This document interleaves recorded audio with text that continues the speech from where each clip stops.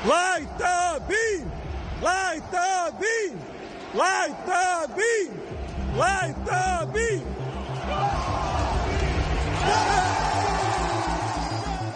Oh, light the beam indeed. Welcome to a different version of the Sports Cave with Biggest Puma.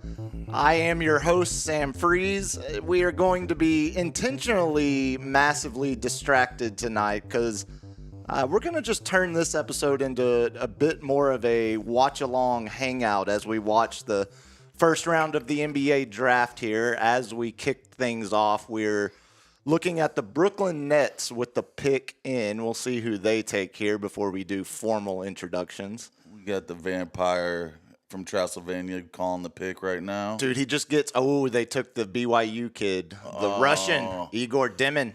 Oh, Igor. Of course. Aren't they owned by the Russians? Not anymore. He had his fund for like 3 years, lost $200 million. And then sold to and Jay-Z. then sold, yeah, and then sold. Yeah, that's right. He broed down and cashed out. That voice you hear, of course, is the Cap. Back in the room with me, along with another individual in the room off mic who I see brought a nice fat book to read for the next 2 hours. As we talk about the NBA draft, we are joined by the roommate here in the room already. I think tired of our shtick, but she is excited about this draft. She was talking all dude, week. You wouldn't believe the hot opinion she has about Jeremiah Fears and him falling to 7, how that might be the steal of the draft. No, also, as always, we got LG running the mothership here as we stressed him out with all these last minute ideas. And yeah, I could tell the stress level was rising. Well, let's You're not centered. Get centered, man. Well, if you notice, we went on about 2 minutes late for the first time in show history. Yeah, we did make history. We're making history in multiple ways tonight. We're making histories. I'll show you to prove how organic this episode is going to be. Here's Monday night's run sheet. Yeah.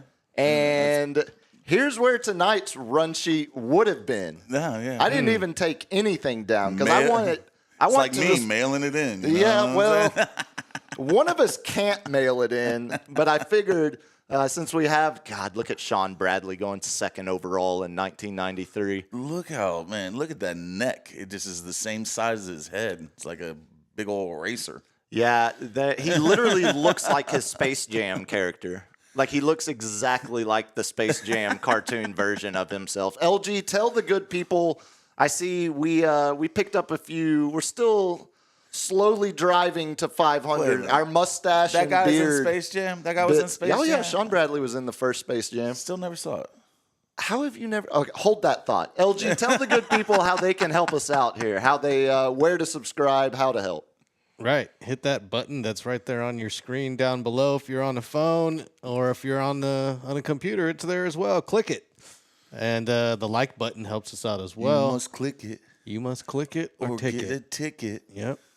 Yeah, the notifications are cool too if you want those. I was bad. I didn't realize I hadn't been liking the videos myself, so I fall on the sword there. I'm now doing my part to help us out nice. with the algorithm. It helps let YouTube, Google, Alphabet know that we're doing a good job. We have to comment. That supposedly gets us a bigger radius. Yeah, you got to interact. Yeah, that. But not on Facebook. Y'all never find out who I am. You know what? Since we're doing it like this tonight, I'm gonna hop into the chat. And see if we get anything. Here we go. Oh damn! Who we get? The big.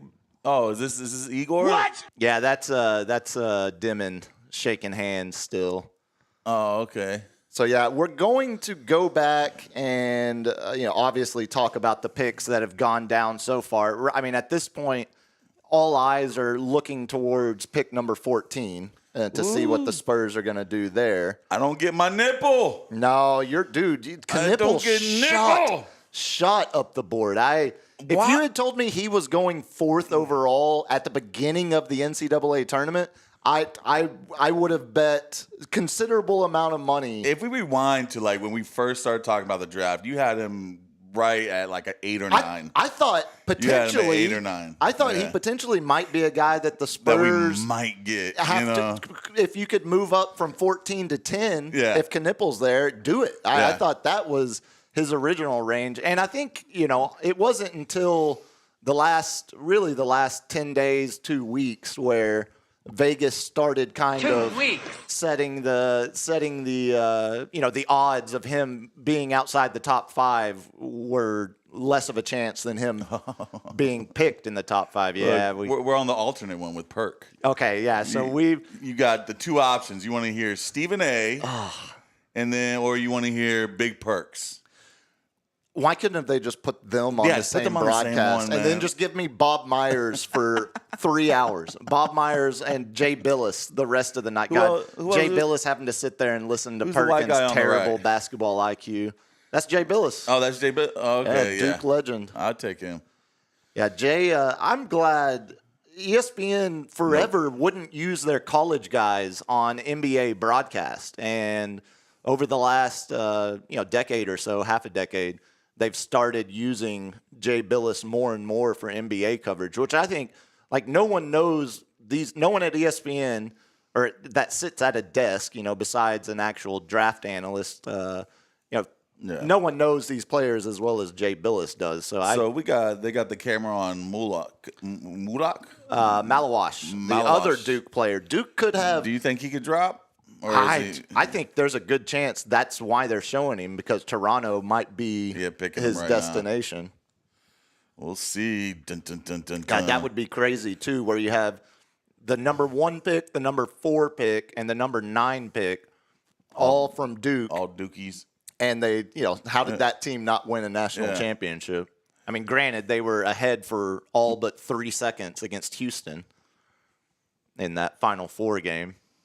No, man. Yeah, all 3 seconds. But they were up by 14 at the 8-minute timeout, I think, or the under 8-minute timeout. Except for that one time they had one championship in the last 15 years, kind of like Coach K's farewell one, but they always seem to go out in the Elite 8 or Final Four. Oh yeah, that's the Duke. I mean, that's the Duke way. Yeah. Pretty safe bet to make I don't know, every now and then they get knocked out by C.J. McCollum in the first round. Who was it? How you going to bring that to the draft party? Yeah, cameraman, you're blowing it. You're blowing it. If you're watching this live, y'all know what I'm talking about.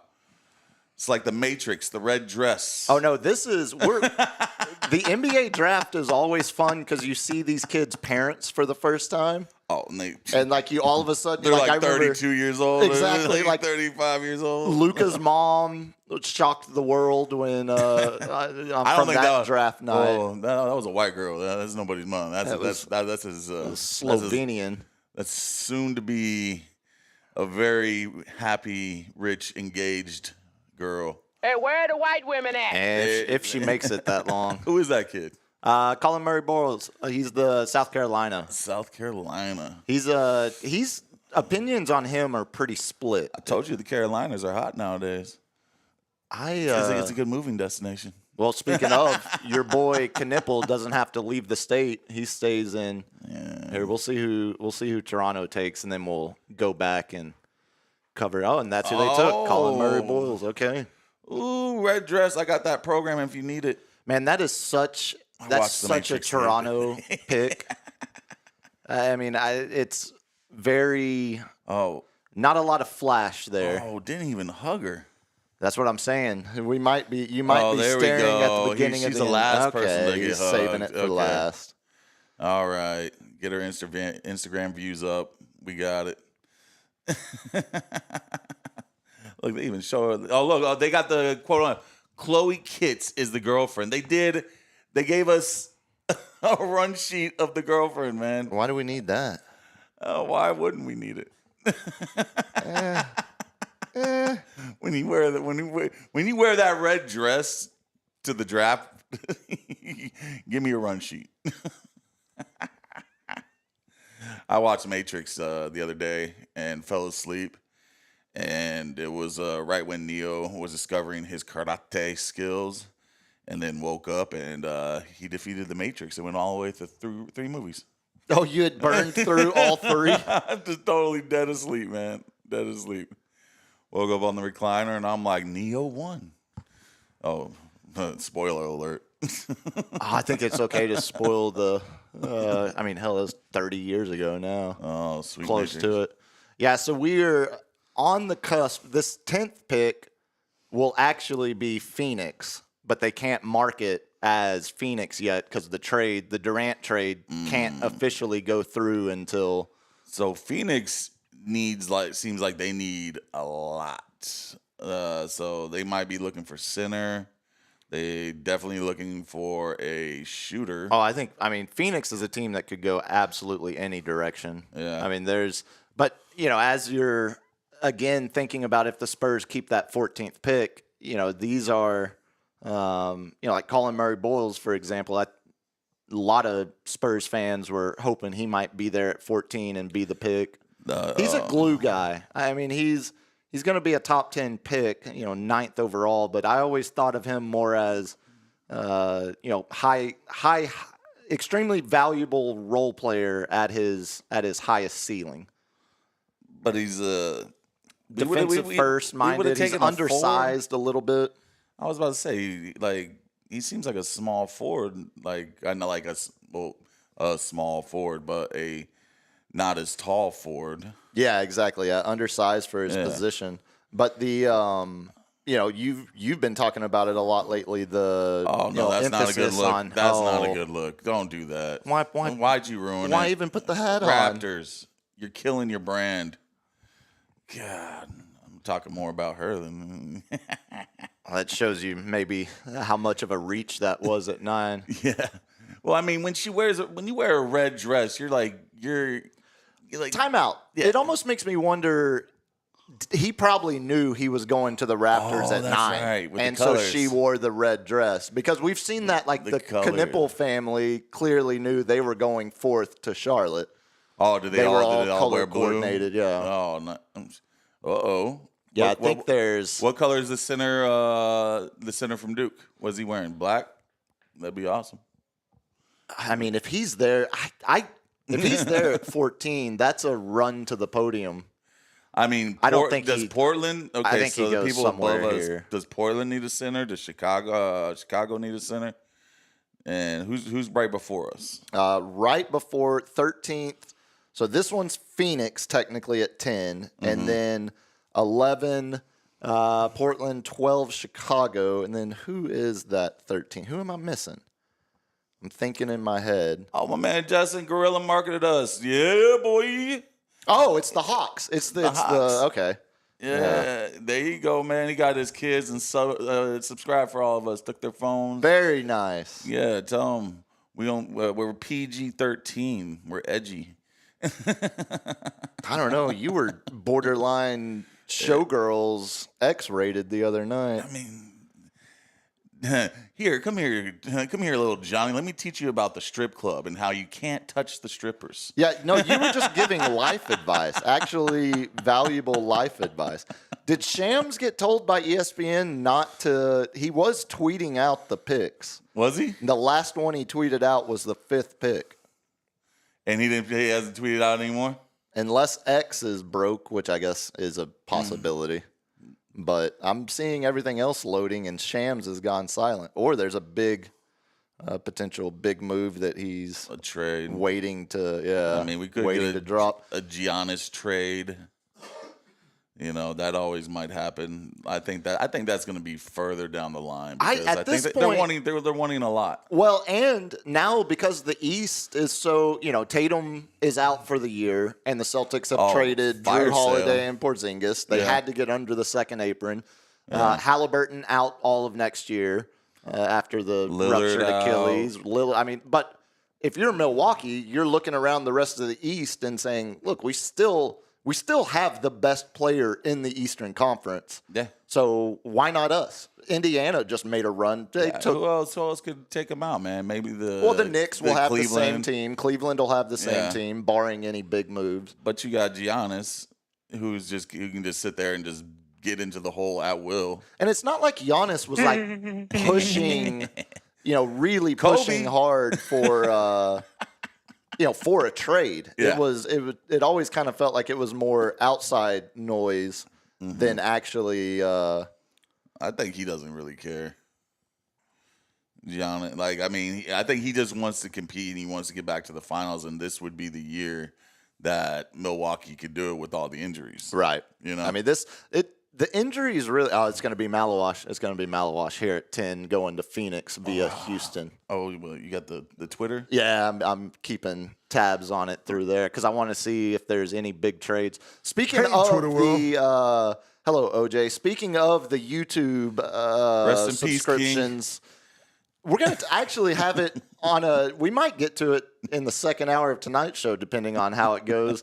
But I listened to a really interesting piece about some of the actual facts of the OJ case. Oh my God! I'm not saying some like deep dive. I'm and not was like, saying it was Kavanaugh. I think it was his son. You think it was his son? I think it was his son. Yeah. I'm just saying. That's right. I'll defend you post mortem. No. Speaking Why would of he the do it with YouTube, such hold on. passion? Speaking Such of passion. because he was in love with her. I'm telling you, I was convinced. I walked away from it thinking, well, I'm not as certain. Sir? I'm not as certain Sir? as I once was. No, the YouTube subscribers, please give us some subbies if you haven't already.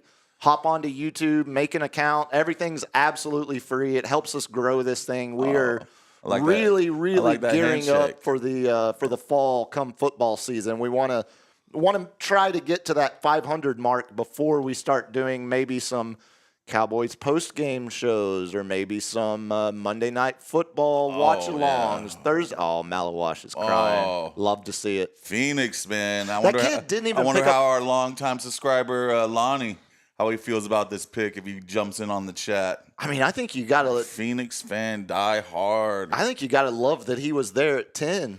Yeah, that's like. I think he's happy. I think you get a bonus if you're in the top 10, don't you?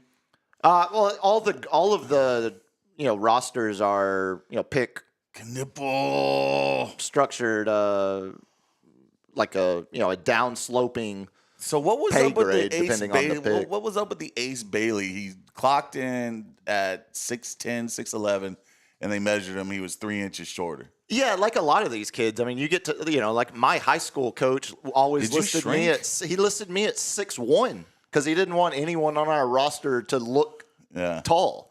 So like when you're in college, you can just make up your I got height. listed at 6'5", and I think I might have wore some like Timberlands that day or something. Yeah, because he was 6'10" listed 6'10" at Rutgers, and then NBA draft combine was like 6'7"3/4" or something. Oh, look at Adam Silver actually. Oh man, just the new crying Jordan face. That Get that out looks of here. exactly like the crying Oh my Jordan God, meme. dude, they did him dirty. Or they did it, or he's getting compared to Jordan on draft night.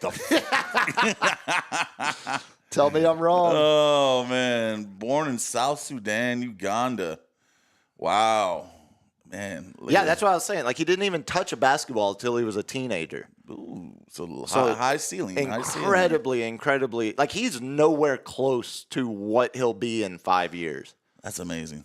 I mean, even at Duke last year, you could see, beginning of the season compared to where he was by the end of the year, he's still developing basketball instincts at that high of a level. When you're that physically dominant at a young age, like he was in the, African Basketball Academy, you're not relying as much on IQ, basketball IQ, and it's all athleticism. He's still, I mean, think about it. Like, he's only played the game of basketball for 4.5, 5 years. So he's still Like, learning. that was me from the ages of 5 to 10. There's to execute a pick and roll properly or, roll off a screen to learning the zone. There's so much X's and O's in basketball. It's ridiculous. It's like one of the reasons why I never played. It was too much. Yeah, that's one of the reasons I loved it. All about those angles. I like the mind games of baseball. I loved baseball, man. Just sit there and because I was a catcher. Go ahead and do your little drop there, Lawrence. And you knew that was coming. Yeah. And Not that there's anything wrong with that. And I used to be able to just sit there and just talk trash to the batters all the time. And like so many, like the umps knew me and they're like, "Are you ever going to shut up?" And I'm like, "Nope." I was like, "Am I saying anything wrong?" They're like, "Technically, no." And I'm like, "Well, is it illegal if I talk?" And they're like, "Technically, no." But I even had one guy, he's like, "But you're being an asshole." Yeah. Well, it's like you're not wrong, Donnie. You're just an asshole. Yeah. But nah, there's like not wrong, all Walter. the pickup games I would play, like they'd be like, go down to the post. And I'm like, I got no post skills, man. Yeah, Like, what do you want me to do? I'm just going to travel. I'm just going to like shuffle my feet and you're going to call it travel on me. I was like, just let me take some spot ups. Set some screens for you. I would have loved to see you have like a Robert Tractor Trailer-esque post game, or like remember Escalade from the old and one. Oh, I got like I mixed basketball with Just football a little bit. Yeah, it's just bodying fools. They called me the wall because every time I set a screen, I'd like lean in on it a little bit. Hey, we need a roommate update. What book is that you're reading? If you're not watching the stream, the roommate is off mic, The great sitting here with us. Beautiful Life. Emily Henry. Does this one have murder in it? No murder. Okay, no murder. That makes me feel better. We talked about this a couple weeks ago. Is this like is this a How Not to Kill Yourself book? No? Okay. Just checking on you. Fiction. Just checking on you. check on your people? I'm reading books on how not to kill myself, and you're telling me you're getting married. Wedding Crashers? No. Come on, man. Keep up. Incredibly overrated movie. Incredibly. It's right there. Step Brothers the same way. Like, the highs are hilarious, Bro. but I don't need to watch. You can't compare them to. I don't need to watch 90 minutes of that. Yeah. They could have shaved 30 minutes off of Wedding Crashers, but Step Brothers. 1,000%. Oh, wait, are you defending the greatness of Step Brothers over Wedding Crashers? Yes, absolutely. Step Brothers was way better than Wedding Crashers. Again, I kind of feel like they're both in that same. Like, I love watching the YouTube clips. Yeah. But that's all I ever need. Like, I don't need to watch the full sitting. Oh, breaking news. What's our breaking news? Shams is on the screen. So he was working on. I bet. Combo Ford. Well, that's what they're saying. What is Shams about to tell the good people Yeah, because here? we can't turn technically for reasons. We even got flagged by YouTube on our last one. We Oh, cannot turn okay. up So the this music. is Mark Williams, the Hornets center, who the Lakers actually traded for after they traded for Luka, and then they rescinded the trade because they didn't like his medical, said it was a bad back. So Mark Williams is going to the Suns for pick 29 and a 2029 first-round pick. Mark Williams. What position do you play? Big man, center. They just got two big men. Yeah. So they're clearly setting up for pick and roll with Devin Booker. I mean, Devin Booker is going to go back to being the main initiator of the offense, and now they've got two lob big men to pair with him. This one, 11th pick here to Portland. This is a kid a lot of people wanted San Antonio to swing on, Cedric Coward. He, if you watch his highlights, he looks like a young Kawhi. Like the way he moves, the way he shoots. We got so many scorers and so many guards, man. Like, I think with Malawash gone now, the Behringer kid. Viva la France. This man. the Cedric Coward kid he started out playing D3 basketball, something that I made it all of about 3 months doing. 3 months. I always told him He I was started like, at he the was an excellent basketball. He was a star in college, and he's like, hold up, Cap. He's like, I barely made it to D3. No, it was. I made it to D3, and then quickly realized, like, wait, no, this, I'm going nowhere if I continue to do this. It's time to actually enjoy college. And look at him. He's wearing a chain. That could have been you. Yeah, I don't. What would have been your draft chain? Everybody wants to know.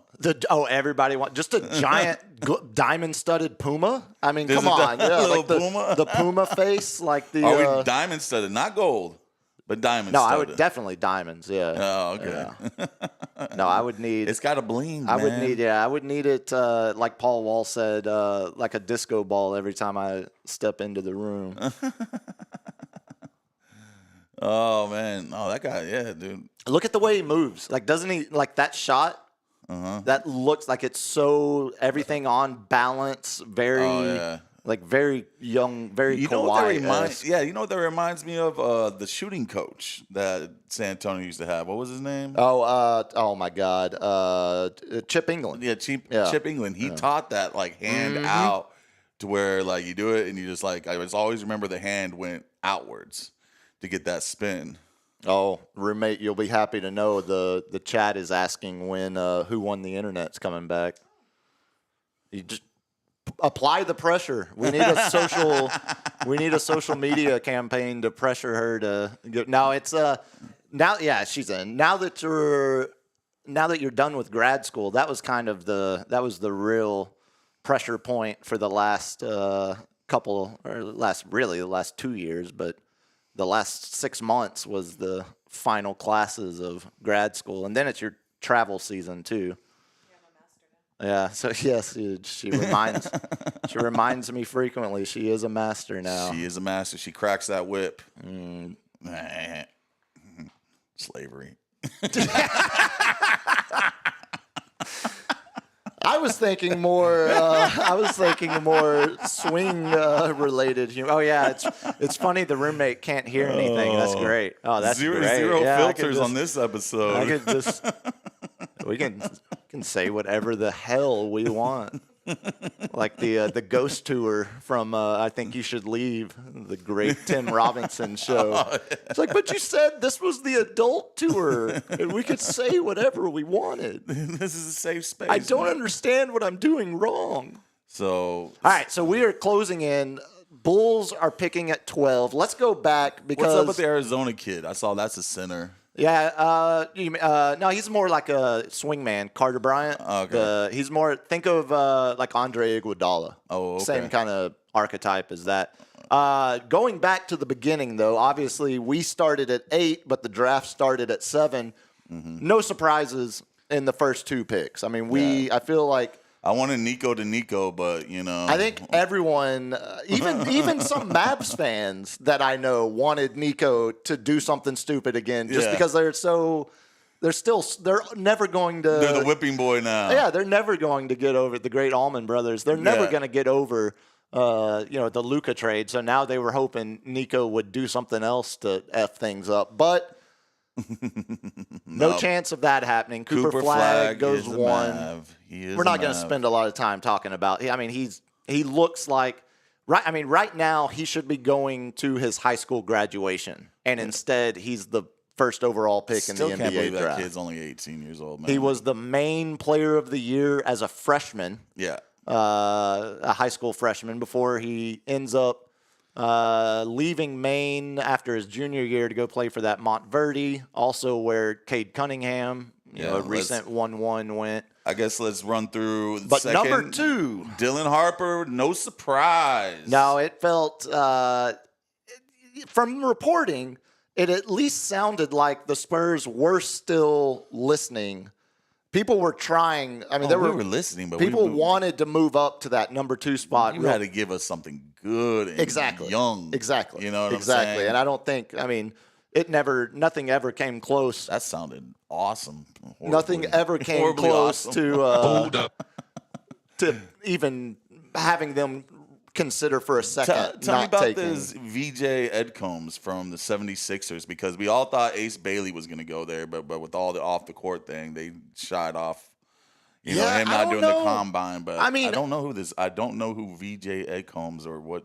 Edgecombe, you missed out. Yeah. He's a Bahamas kid. First of all, he's played 1 year last year at Baylor, right near the beach. Yeah, think of a serious potential like Dwayne Wade. Wow. Yeah. Oh yeah, he's legit. So he's got. And I wouldn't say it's surprising that that Edgecombe went before Bailey. I would, having watched as much college basketball as I am a sucker to enjoy. Yeah. There was very, very serious, as the roommate and I were watching random Baylor games throughout the year, I kept saying Edgecombe might be the guy that goes number 2 as good as he looked last year at Baylor. I mean, but you said you've been saying this whole time Dylan Harper would have been a number 1 in the last 10 drafts. Now, at this point. But I'm saying watching the games, I watched way more Baylor than I did Rutgers. Yeah. Rutgers had the number 2 pick and the number 5 pick. 5. Oh, yeah. That's and right, they were Baylor. 2 games under 500 this year. Yeah. Like they were 15 and 17. So I didn't watch a whole lot of Rutgers once their season looked like they weren't going to make the tournament. But and Charlotte broke my heart. The Edgecombe's that's a great pick. I thought potentially you mentioned the Ace Bailey off the court. The off the court is just that he wouldn't get on the court for any team. And he wouldn't do workouts. He wouldn't do interviews. He was his camp was making demands that. They didn't want him going somewhere where he was going to be stuck behind a veteran. And every beat writer was slamming him like, you don't get to make decisions. And then the height thing, like you mentioned, he's not 6'10". Like he's not going to be a Kevin Durant type, build. All right, we got coming in hot with the Chicago Bulls. I wish they'd just get better. Yeah, we talked about that the other night. The they French, picked our the other French one. Is this the French one we wanted or no? Not the no. This is you got Vive la France! This one. Damn, there's like a bunch of French players. It's it's a golden generation for French basketball. Oh, look at his little cuffs, huh? You got a little swag. Not on his only cuff, that's a bit ridiculous. That reminds me That of is the French. Ninja Turtles. That's too. All right. First hot draft opinion. He's too French. That's too French. That's some French fashion. Yeah, that's too French. French That's a fashion. red flag. That reminds me of bonjour. to become a shadow warrior, you must take off all the bells without making a sound. Yeah, exactly. Yeah. Yeah, we'll see how that works out for Chicago.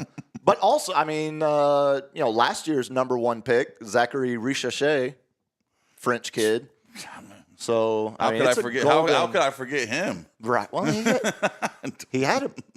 he almost stole Rookie of the Year from Steph Castle because he turned it on late. And like over the last 2 months of the season, he was a 20-point-a-game guy. What team did he play for? Atlanta. Yeah, Atlanta had the unfortunate luck of getting a number 1 pick, or getting the number 1 pick, winning the lottery in a year where there's not a 1-1 type guy. It's the like the Bucks when they had drafted Andrew Bogut first overall. It's like, we won the lottery, but there's just not the right year. Yeah, not the right year. So that's the one, the Winters guy. So that we talked about him already. Yeah. I'm just looking at centers. No, I think we can. We're pretty locked in on the other Frenchie. I kind of feel if they keep the pick, and I think they're going to. Shams is up there talking. Oh, he's talking about the guy. No, Shams. I think Shams is breaking another trade. Yeah, Shams is breaking another trade. Hawks are trading the number 13 pick. To the New Orleans Pelicans for 23 and an unprotected 2026 first. Come on, Pelican! Pelican. Look, he's going to stick his tongue out to this woman right here. Take a look at this. So. It's like a lizard. It's like a lizard. Huh. Wow, that's an unprotected 2026 first-round pick. Unprotected. So, damn, how many people did the Hawks give up? I thought they had like a little fire sale. The Pelicans are going to be terrible. What are the Pelicans doing? The Pelicans give away unprotected. An unprotected next year. They're going to be. They're going to be in the race for top 10 too. Potentially, yeah. I mean, Atlanta is probably about to get a top. Are they going 5 center? Pick next year? Are they going center? Atlanta. What's a W? Well, it's going to be, it's now New Orleans. Oh, yeah, it's New Orleans. No, they got Zion down low. Fat. Can we please give Jazz back to New Orleans? Like, Jesus, no one's listening to Jazz up in Utah with those Mormons, man. Well, if we're going to do that, though, then give the Lakers back to Minnesota. There's no lakes in L.A. Like, Minnesota's the land of 1,000 lakes. You got the LA River that trickles. Yeah, sitting here. So we know this is technically New Orleans that will get this player at 13. I think we know the player. Oh, Trey Johnson, UT's own. For all those UT fans, your guy got one pick ahead of the Oklahoma guy. Oh, and they'll remind him. Yeah, New Orleans is going to take Derek Queen, the big man from Maryland. Think of a Boogie Cousins starter pack. Dang, we could have used a Boogie. Yeah, but not he's offensive and ball in hand like Boogie, like DeMarcus. You got to work work the block. He's an initiator with the ball in his hand. The Spurs need a big man, but defensive. Yeah, we don't need you to score points. Yeah, exactly. Defensive. You get your points on offensive specialist. offensive rebounds and putbacks, buddy. Yeah, King is going to be a guy that wants the ball in his hands way more than what San Antonio would have been interested in. Let's see. So we left off. We had hey, do not your give boy out, Knipple at 4. Do not give out the pick early. I want to know. I want to see it on here because you've been giving out the pick for early. the Spurs pick? Yeah, don't. All right, I'll just react to it. Don't you react to anything. I'll react to whatever it is without saying a word. Hey, Master, crack your whip. Get him. Let's see what we got. Cooper, Clifton, or they're doing a homage, one might say. Hey, LG, I'm going to send you a clip. We could probably hear from Dylan Harper as the Spurs have posted a. Oh, he's already talking? Yeah, well, just a short little, happy to be here kind of. I'm here to support super the team. Excited to get to the city. Can't wait to play with Wemby. I love churros and chalupas. I'm not like Barkley. I like them thick. Yeah. I need something to hold on to. And Barkley would crush some of these. What is he talking about, man? He needs them a big old girl. Well, that's the whole. I mean, that's the great thing. That's the great thing about Barkley. I mean, it's a walking conundrum. I mean, it's a walking hypocrisy. Sweet. We'll see. Let's see who. They're taking forever. Well, because they were doing that. They were doing that homage thing. I think it was probably touching. Here we go. I think it was probably. Oh my God, he has sucked blood before. Derek Queen. There you go. Didn't know where you were going with that for a second. Hey man, I saw the worst photo the other day. I don't need to know. We don't need to know. I don't. I sure don't. All right, so Spurs officially on the clock at 14.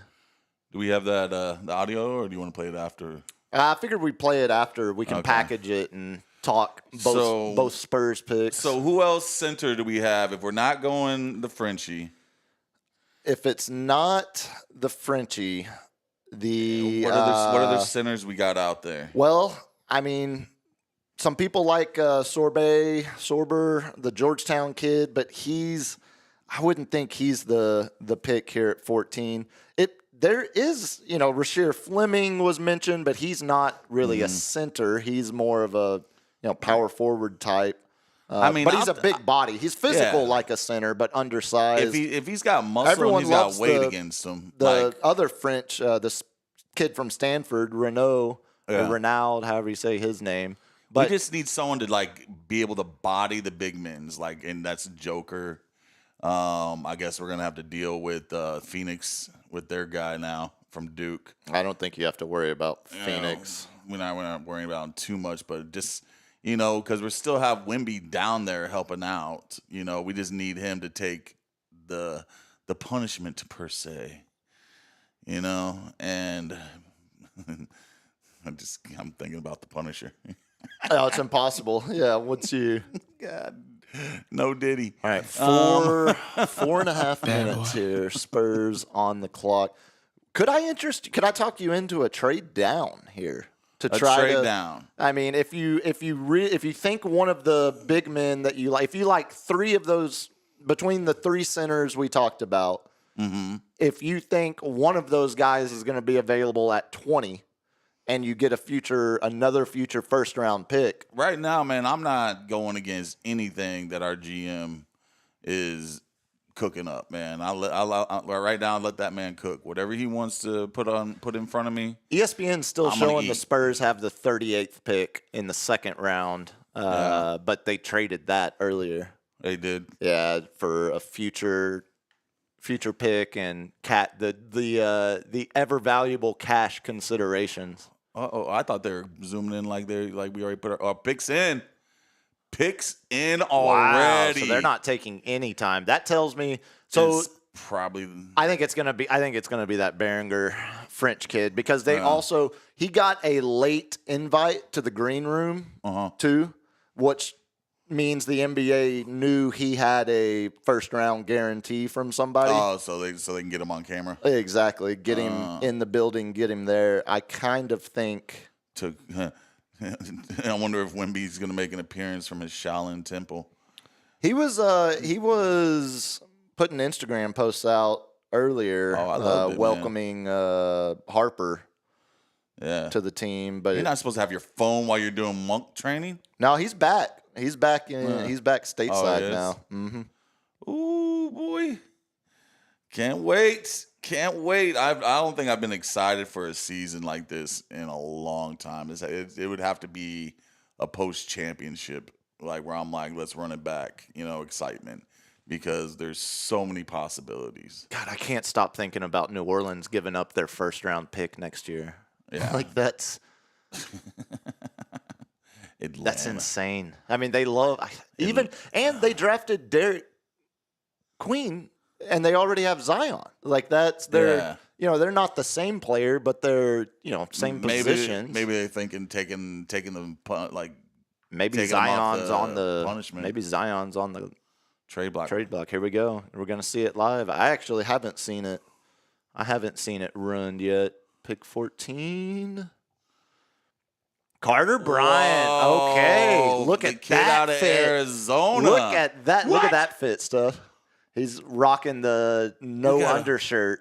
Straight chest, homie. Oh, shaved and everything. All right, I kind of dig the hell out of that. What's he got? All right, man. Styling.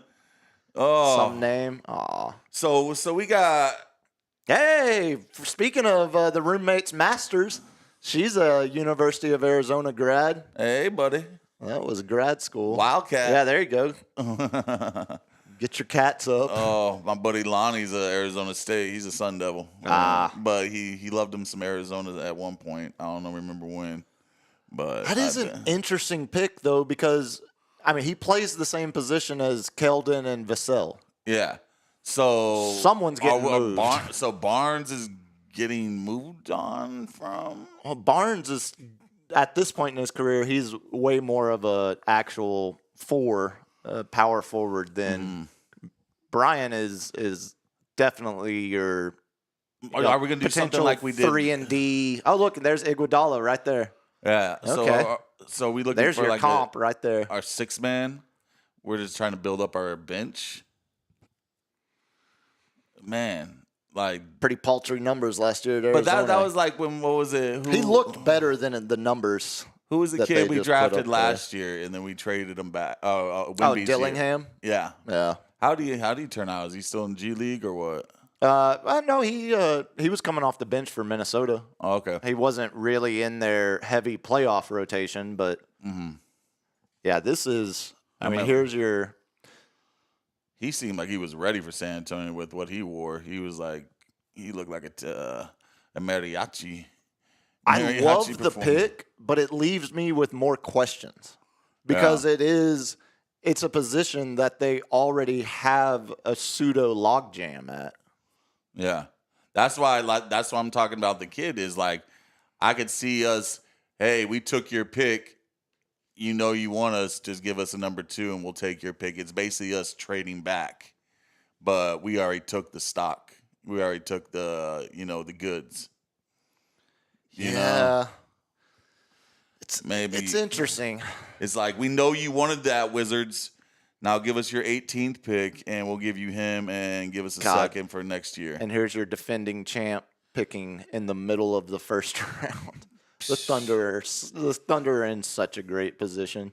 Oh, look at the damn! That is a lineup for the what was it? Well, this is one of those 15 drafts picks. where we obviously all the focus is on how good the top end is, but I think the class is so deep.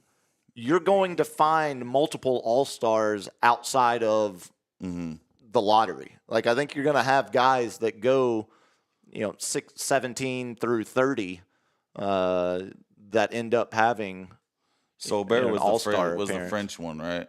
No, he's the Georgetown kid. They don't even have the French kid. He's not in Jay Billis's top 5 available. Fleming was that other big man. Look at that big man out of Illinois. That was a big kid. It's deceptive. Yeah, it's deceptive because he's a guard, but he's a big guard. He's like 6'5", 6'6", Yakin Tunis. Let's roll that Harper clip after. Actually, are we going? Yeah, to we're going to break. So this was earlier. Spurs put this out after they drafted Dylan Harper 2nd overall. Man, San Antonio, it's Dylan Harper here checking in. Super excited to get to the city, get a facility, and just get to work. Try and bring one to the city, man. I'm just excited, ecstatic to be with you guys. Go Spurs. Man, Needs to learn to tag on another go at the end of there. Yeah, He had go go Spurs. Spurs. He almost had it. Yeah, I mean that's what you're going to get from the kid at this point, but I think him and Castle are going to compete to be who's going to be that number pseudo 2 guy. Because if we're going to put, I'm going to put Fox. Like, obviously he's going to be the point guard, but who's going to be that number 2 scorer over Wemby? I don't think it's going to be De'Aaron Fox. I think it's going to be Fox. I think Fox is going to be your as far as like points per game. I think Fox is definitely your number 2 scorer. He's just the offensive initiation that he's going to lead with him and Wemby. It's going to be, But that's going to leave each person on the wing just wide open with all the attention on a top, top of the tier. yeah, pick but and that's roll. not really neither one of those guys' strength of just being spot up shooters. Steph Castle or Dylan Harper. I mean, they're offensive initiators themselves, which is why, we've now, there's log jams on this roster. How much longer is De'Aaron Fox a Spur?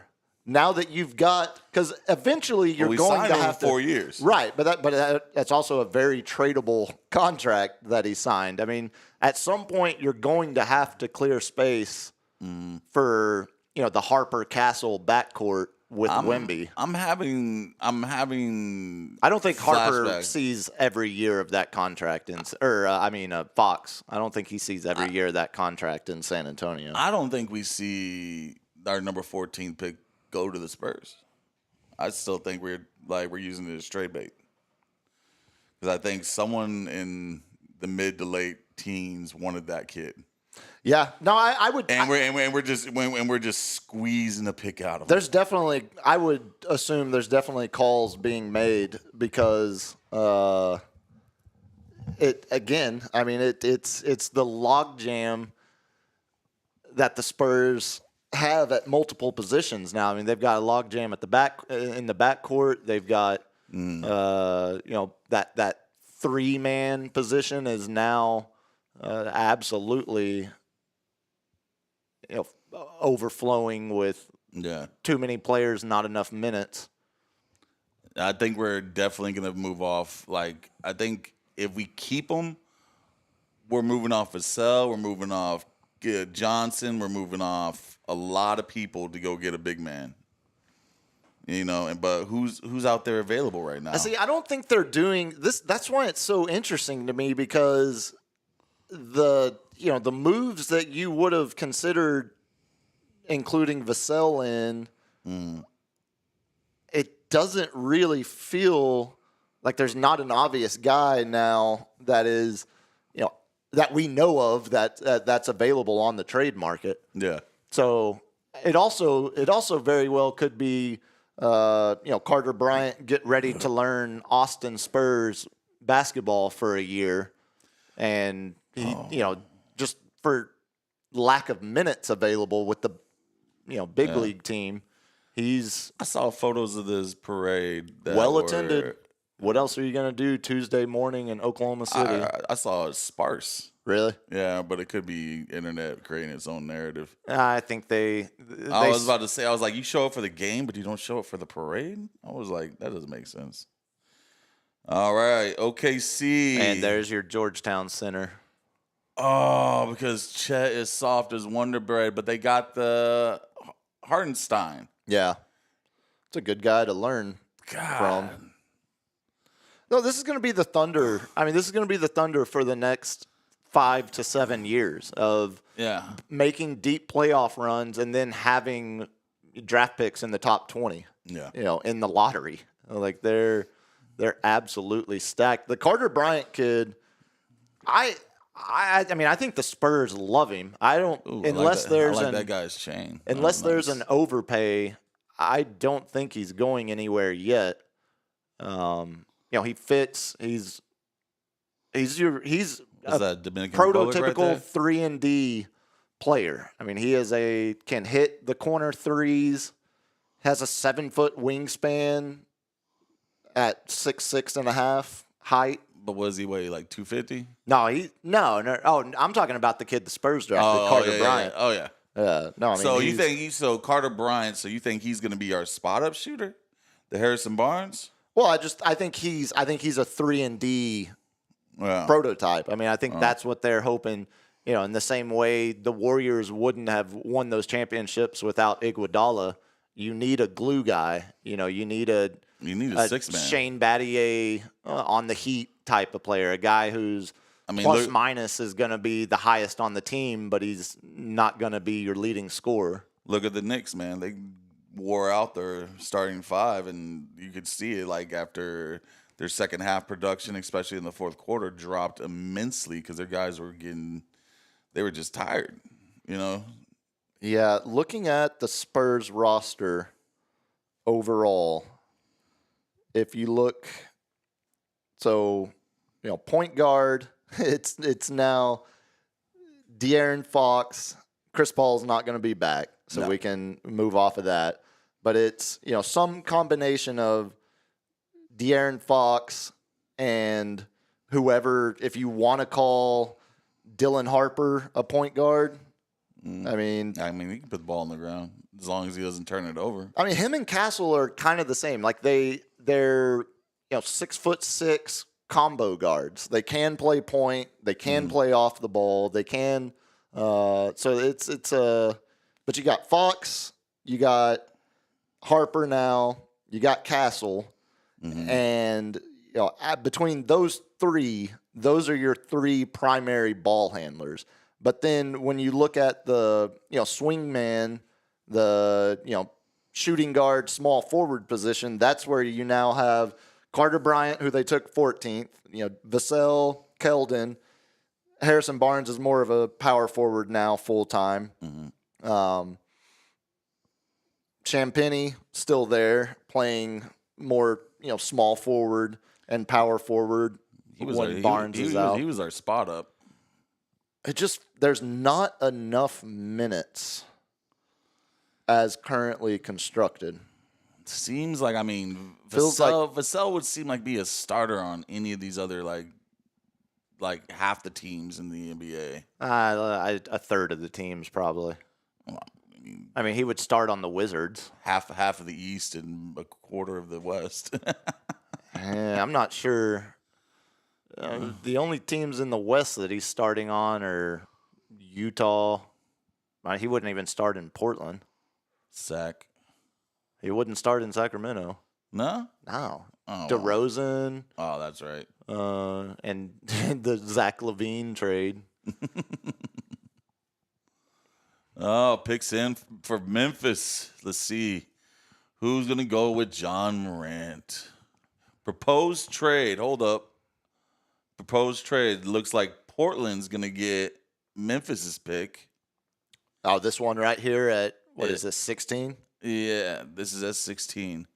Is that what that is? That little thingamajig right there? You know, I'm talking about boom how Daggum. Let's see. Proposed trade. Let's see what Shams has got. Whose job did Shams take? Woj retired, that's or what not it was. retired. He took Woj became the general manager at St. Bonaventure's, his alma mater. Oh, and just for a little fact out there, Yankees' own Max Fried became the first pitcher to get 10 wins this season. Did you see DeGrom had a no-hitter into the 7th? So did Schmidt from the Yankees 2 days ago. No one cares about. No, I'm just leaving you hanging as you talk Yankees. Nah, we didn't take the series from Cincy. God, I can't get over the Pelicans, man. That's why you're the Pelicans. You trade a first round. The more I read about it, the less and less sense unprotected it makes. from Charlotte. From where again? Charlotte? No. From it's either gonna be the better pick. Oh yeah, of either theirs or Milwaukee, and it goes to Atlanta. Goes to Atlanta. So Atlanta moved from 13 to 23. They moved back 10 spots, but they pick up a potential top 5 pick next year. If New Orleans is as bad as it will be, they look on paper. Yeah. Oh, buddy, that GM, he's no Nico.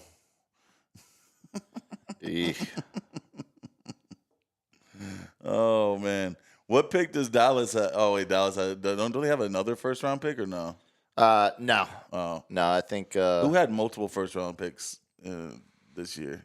It's a weird year. There were like 11 teams that don't even have first round picks. That's what I thought. I thought there was like multiple. Yeah, we got multiple. Yeah, obviously. Yeah. And then Utah has multiple.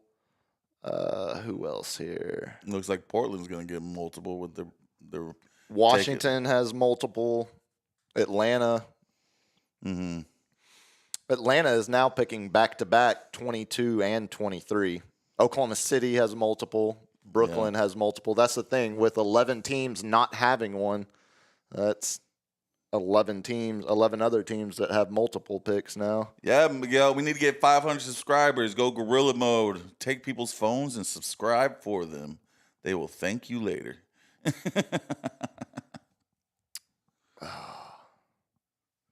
Starting running out of bartenders. I'm like, are you subscribing? They're like, yes, Steve. Yeah, there's like, yes. I'm like, are you listening?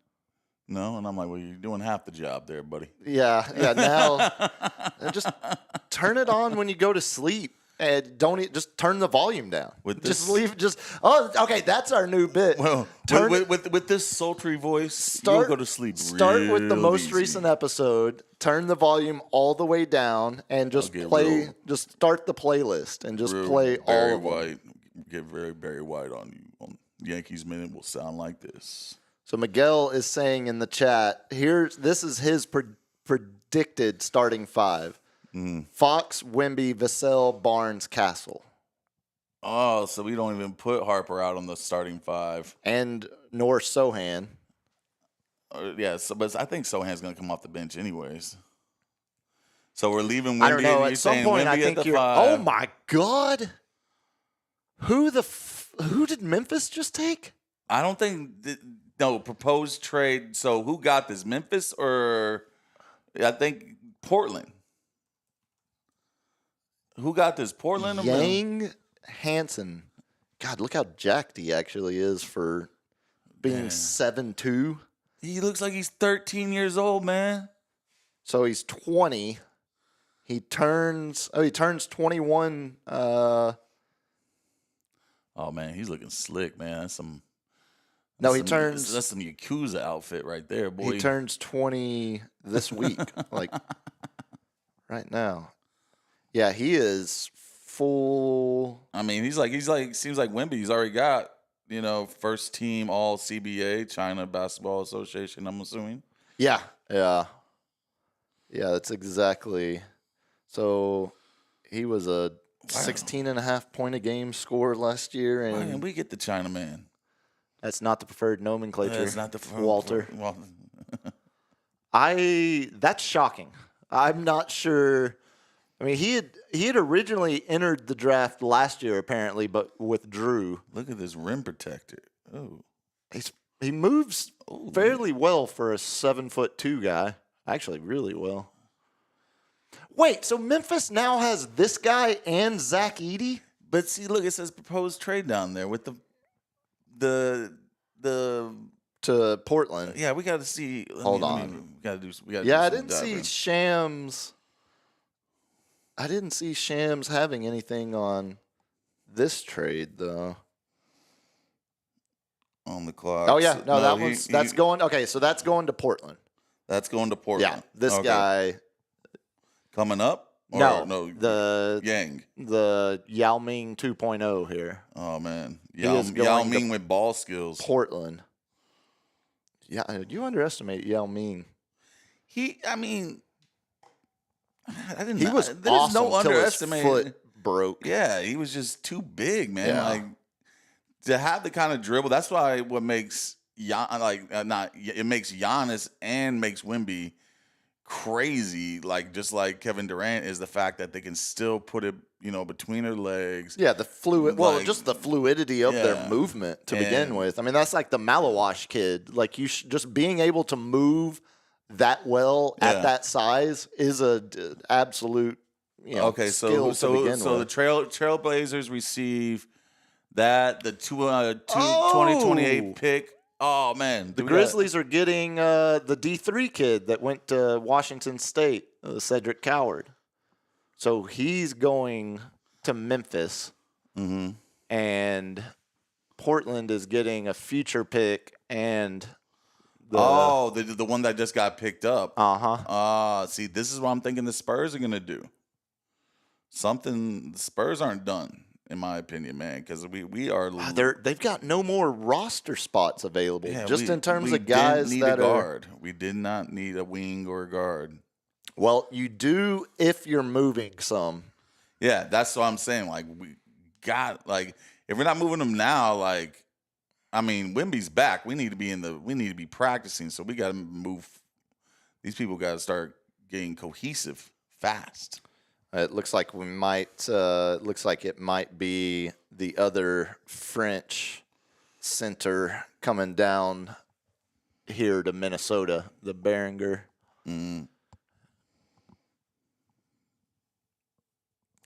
See, what all did? And there's still Memphis a lot get? of names available that I like. Yeah, trading the Atlanta Hawks are trading. No, that's shame. That's an old one. The Portland's are trading number 11 pick Cedric Coward to Memphis Grizzlies sources, and also sending number 16 pick and 2028 first round pick via Orlando and 2 second round. So is that unprotected? The Orlando pick? If it didn't say, But they're going to be in the playoffs anyway. yeah, Orlando's good. Yeah. Orlando's another team in the East that looks around and says, "Why not us?" I mean, they just traded for Desmond Bane. They've got their three of Paolo, Franz, and now Bane. Where did Porzingis go? Atlanta. Atlanta's making moves. Atlanta's going to be interesting. They didn't trade Trae Young. And a pick and roll with Porzingis and Trae Young is a nice. I think they answered Trae's if calling Porzingis where he can was like, stay healthy. I want to be a contender. You better give me some pieces around here, or I'm gonna demand a trade and make it, and make it difficult on you. Yeah. And Atlanta, what is Atlanta? Okay, yeah. Here's the other French kid. Well, and also Richeche, who we talked about earlier, number 1 pick last year. Oh man, we could have got Dude, he looks like a dog. And he's playing against French plumbers. Well, let's slow down. Did you just make a Mario? Yeah. Come on, man. No, I think Luigi. Hey, Luigi. I think that's a great pick at 17. Oh, if you had yeah. asked me on paper, if Carter Bryant or Behringer, What are we doing? I would say I would still take Carter Bryant over him, but You would he take- would have fit a better positional need for sure. I think he's way more of a project. I can look at Bryant and I can say, if all goes well, this is our Andre Iguodala. This is our 6-man. I can see it. Okay. Like, him, there's Right now, way more Vassell question. was our 6-man, basically. Him and Keldon. Yeah. So, like, now you think the Carter Bryant can be better than Vassell and Keldon? Eventually, yeah. Eventually. Keldon, I love Keldon's spirit, but Keldon is a lot, there's a lot He's a more. liability. Yeah, there's a lot more, just in terms of value between him and Vassell. Vassell has more value, but Vassell, if he wasn't injured. Keldon turns it over and just his defense is not quite there, buddy. Oh, man, who we got left? Well, Let's see what we got going up on the chat. Yeah. I mean, they're still looking at the available players still. I mean, I loved Liam McNeely. Someone's going to get a sharpshooter in him. Mm-hmm. The Yakinchunas kid from Illinois still available. The other Illinois kid, Will Riley, the Canadian, he was a massive recruit. That Illinois team last year was stacked with one-and-done talent. Never really. I mean, they looked great at times and then disappeared at times. Jason Richardson's kid, Jace Richardson, made that deep run with Michigan State. He's still available as well. Asa Newell, the Georgia kid. My friend hates Tom Izzo for some reason. It's not for some reason. It's Is it you? no. Well, it can be if you need it to be. I forgot. Someone told me during March Madness, and I was like, Michigan State always seems to be up in the Elite Eight, or He's a great coach. always going, Great always, coach. has a chance. So I always picked him high on my draft, on my bracket, and they're just like, I hate Tom Izzo, F that guy. And Yeah. I'm like, dude, he's got to be the longest tenured coach right now. That in sounds like D1. someone. Yeah, probably. I can't. Yeah, I can't think of another one. Now that Coach K, Boeheim, both gone. It's got to be Izzo. It's probably Izzo and then Mark Self. Oh no, Mark Few, Gonzaga coach. He's been there not as long as Izzo, but or maybe longer than Izzo, somewhere there in it. Izzo seems like he was there in late 90s. Yeah, I think it seems that way because it is. Yeah, Tom Izzo is a deceptive 70 years old. He's got the job in 1995. Shoo. Way back. Oh yeah, because it was the Mateen Cleaves and Mo Peterson, that national championship team. Yeah. Yeah, that was the first time I think. Oh man, is anyone as excited about the Naked Gun remake as I am? I am thrilled. Okay, I'm glad. I think it's going to be thrilled. terrible, but I'm looking forward. All the Naked Guns are terrible. Hey. Terribly good. I was about to say, Terribly hold on. good, man. Come on, man. sweet OJ stepping on every trap in the boat. There's The jokes go on just like extremely long. There's nothing I love more than just silly slapstick humor. Yeah. I mean, like, Surely you can't be serious. I think that's like, airplane, don't call Naked me. Gun. I am, and don't call me Shirley. That's the closest thing we have to, like Monty Python silliness. Yeah. Did you know Mel Brooks, they're making, which I'm not a fan of. A new Spaceballs? And he's actually going to, at Yeah, 98. he's the short. Well, At 98, he's cross gonna, your fingers. Let's hope he makes it. I think that's going to be the first scene shot. Yeah. Let's get all of Mel Brooks' scenes filmed as quick as possible. Spaceballs is. I mean, I love Mel Brooks movies. Blazing Saddles is absolutely head and shoulders above every other one. Young Frankenstein probably second. I don't know, man. I got Spaceballs over Young Frankenstein just because of nostalgia and the little nerdy Darth helmet. oh yeah, the great Rick Moranis. Rick Moranis killed me. I remember when someone just randomly sucker punched him. Yeah, in New York a couple years ago. That guy, hey man. I think I would put History of the World probably as my number 2 behind. I thought that was Monty. Blazing Saddles. No, that's Mel. Monty Python's Meaning of Life. Oh, Monty Python's Meaning of Life. History but of the Mel World Brooks is real good. History of the World. It's good to be the king. Pull. Ah! It's the guy. So great. It's so great. Launching people. Or when they roll the giant joint in the Roman chariot and get all of the soldiers stoned behind them that are chasing them. Yeah. Yeah, that's probably breaking news. That's probably my number 2. Here we go. Here we go. What do we got here? Shams, give it to me, baby. Give it to me, baby. This has got to be him talking out the full extent of that. No, because they got the Wizards up right now. Yeah, but it doesn't say trade pending for. So Wizards got 2 picks. They got Trey Johnson. Mm-hmm. Yeah. Yeah, 2 picks in the first round. Rebounding big. Of course, we all need a rebounding big. So, yeah, Behringer went 17. So this is Wizards at 18. Oh, it's going to be your guy who you loved in the NCAA tournament. But they're trading him to Utah. Knipple? No. That Florida point guard. Oh, Walter my Clayton man. Jr. And he's going to Utah. He's going to Utah. A pick. Clayton Jr. God, man. He was he's a bad man, dude. Wasn't even undersized on draft boards going into the tournament, into the college basketball season this year. I mean, he was a small school transfer. He played the 1 year at Florida and led them to the. Do you see how excited? You see how excited he is about going to Utah? I like this right here though. Show me. Oh, is he? Show me his football highlights. Yeah, that's him running quarterback draw right up the middle. What's the arm look like? Oh, he's playing safety now. Okay. All right. I thought he was going to be a safety. He seemed like that kind of size. I like point guards that have multi-sport ability. Yeah.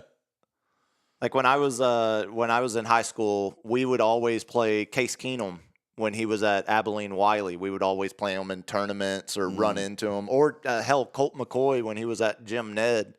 And it would just all like as good as they were on the basketball court, it blew my mind that they were better on the football field. Like they would dominate in basketball, and then someone would say, "You should see them play football." Oh, man. Do you think he's just super bummed going to Utah? I mean, worst NBA city. I would rather live in Salt Lake City than Oklahoma City. I mean, if you're removing the talent of the teams, just city-based. And, coming, like, most of my family living in, Stillwater, Oklahoma, which Utah's is like beautiful. It's like the Austin of Oklahoma. Oklahoma City is, I don't want to cuss on here, but it's next to that Norman trash dump. Yeah, Gaylord Stadium. I left Southern Oklahoma as fast as I could when I graduated high school. Yeah, man, that kid. I think he's rocking a no shirt look too. Walter Clayton. Yeah, but he's got that little That sounds like a what's his name? George Clooney character, like Walter Clayton in. Oh, you're talking like a Grisham novel. Yeah, Grisham. Yeah, exactly, like a John Grisham novel character. Oh yeah, let it out. The tears. Okay, for him. Oh no, he's not rocking that. Like Malawash. Hold on. Let's. I get it. Let's take it in. Him crying because he was not expected to be a top 20 pick. Is that his mom? 3 months ago. Sure looks like it. Yeah. His mom could get it. Well, I mean, young 20s. I mean, I'm probably our age. I'm older than her. Yeah. Probably. Like, just start doing the math here. Hey, ESPN, do your job. Put her Instagram up there. You might actually I think he's already got a baby. Yeah. Oh, little cute little baby girl. Yeah, those chin pubes are. Yeah, he's got to get rid of that. Did he have those during the tournament? I don't remember it. I don't think I looked close enough. I think that's a new look. The roommate found, we were looking at some old pictures, and there was one from back whenever, like early college years for me. I mean, like 19, 20 years old, and I had the nastiest redneck chin pube goatee going on. Now, did the goatee go up, or was it just stopped like it was? I mean, straight underneath. No, not underneath. It hung down. I mean, it looked like homeboy from Anthrax. You all pitchfork like out. I could exactly like I could braid it at one point. Oh, the roommate says she loved it. She wants it back. Nah, I don't think it's gonna make a return. Yeah, you do. Anytime soon. 400 subscribers. We're gonna get the pitchfork back, man. With the stash, There's an idea. Yeah, now the pitchfork with the stash. Yeah. Diet. Mutton chops. Diet. Some mutton chops. Pitchfork. Oh, I can't grow mutton chop. I got nothing on. I got nothing. No. So it grows in all white trash like that? Oh yeah, it's all patch. No, it's not even like honestly, if I didn't shave for a year, I think you would think I just went like 2 weeks. All white trashy like it's that? not nothing grows. Nothing absolutely. I remember when old producer in the other room didn't shave for 3 years and it looked like just like 2 weeks for me. I've got one buddy who is like lumberjack hairy, like hair everywhere, and as envious as I am of his ability to grow a nice beard, it's a pain in the butt. I wouldn't take the trade off. I like the low maintenance I have to put in to I do like a maintain nice, respectability. I always wanted one of those, who am I thinking of? Magnum PI style stashes. Oh, just what was that? They're like a Burt Reynolds, but you're thinking of man, what is his name? He was Tom something. Tom Selleck. Yeah. I was about to say he was in the baseball movie where he goes to Japan to play. Yeah. That was Mr. Baseball. Yeah, I think yeah. That was a great one. But yeah, no, I always wanted one of those Tom Selleck mustache. But it's not too late. Nah, and it doesn't layer like that. I would love to see you with just a mustache. Oh, it's not good. I know. That's why I'd love to see it. I look like I should be like there should be a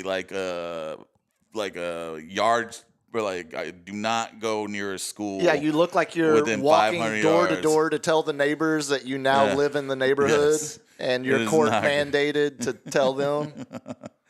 Oh man! So one year, do you remember the old?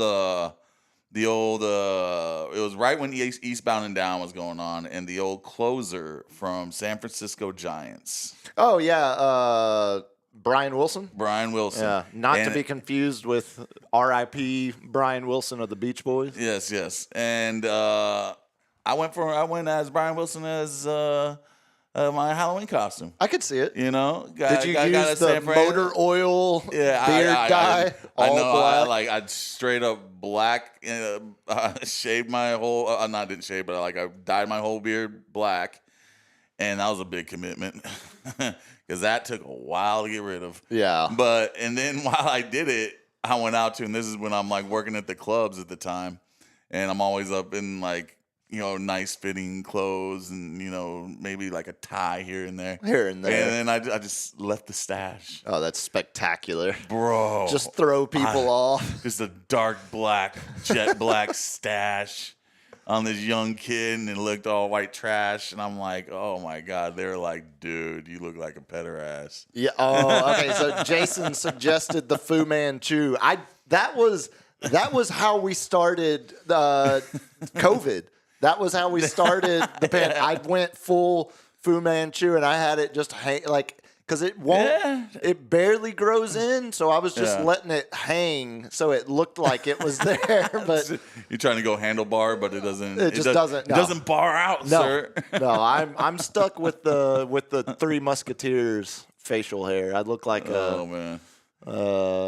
a Victorian character. So when my buddy, because I used to like do my like shave, like line up my own like beard and whatnot, but I did boxing when I was young, and like I got hit in the right eye so much, like if I turn a certain way, I can't really see it. It just goes real blurry. Like I messed up my eye. Which side is that? Right side? Yeah. All right, so now I know. Yeah, the left side. Now, that's if I'm looking. If I'm looking straight, I can see it. You know what I'm saying? But like when I'm trying to like sit there and get like, you know, I'm like shaving up, doing this kind of number, like it gets real blurry, so I can't get this line ever. So my buddy took me to the barbershop. Oh, here we go. Picks in real quick. Nolan, the guard from France to Brooklyn. You know, he was, if you go back 12 months ago, a calendar year ago, he's winning. He was predicted at that point to potentially be a top 10 pick. And then he had a rocky year this year. He playing Over in pro. the French. Yeah. He didn't pop as much, didn't really take that next step of development. Was he a point? Yeah. Yeah. Okay. But he's a big point. He's like 6'4". Oh, okay. I guess I thought 6'4" was a little average for a point. I mean, like Jason Kidd was 6'4", but you don't necessarily think of. You're talking Hall of Famer right there. Bro. Yeah, but I'm saying like that. It was always a talk about how Jason Kidd's size was a factor in his greatness. You know, I think they've definitely gotten bigger.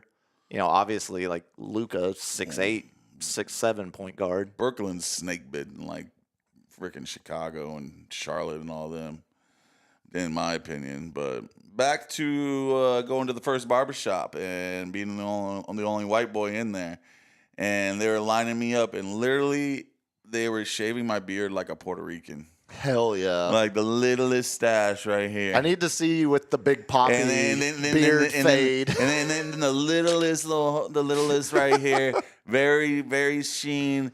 And the wife, she's like, why don't you wear it like you used to when you were young? And I'm like, first off, I'm fatter. Second off, let's just be honest here. I was like, second off, I look like that was a Puerto Rican cut. I think they were messing with me. Oh, he's fat. Because they were. Because no question they were. Because I was the only white boy up in there. And I was like, I even, God rest my barber, rest in peace, King Detail. He was my barber for 13, 14 years. And like every once in a while, he'd mess with me. Like he'd be like, hey, so did you bring me, like I always get him like bootleg DVDs or something like that. And like, he'd like, did you bring me that? And he'd be like, no. And he's like, And then he'd be like, oh, I was about to say. He'd like, and he'd always do it on my lip, like cut my lip or something with the razor. And I'm like, man, you make it look like I got herpes on my lip, man. And he's like, yeah. There's nothing worse than a barber that does bits. Yeah. No, that's no good. Those videos, you go down a wormhole of people getting angry at their barber. That's what I was about to say. Oh, man, come on, Spurs. I don't think you're getting any. Right. There's just no. Is there any centers left? Anything that jostles and gyrates the nether regions that would make me happy? Not to that extent. Wing. I mean, the Stanford kid is an interesting one. I mean, he is a center, but he's more of an offensive center again. Who's this Danny Wolf from Michigan? Undersized or? They say they have him as a forward. Yeah, but he's not undersized. He's big. I mean, he's probably all of 7 feet or 6'11". I mean, he was their. I like it. He was their other big man when they would run that. What about Asua Newell? They would run that double big lineup with the Florida Atlantic transfer, that Golden, the tall Russian kid, who this might be the Spurs just saying. Hey, we got best available. We took best available, and we'll figure it out.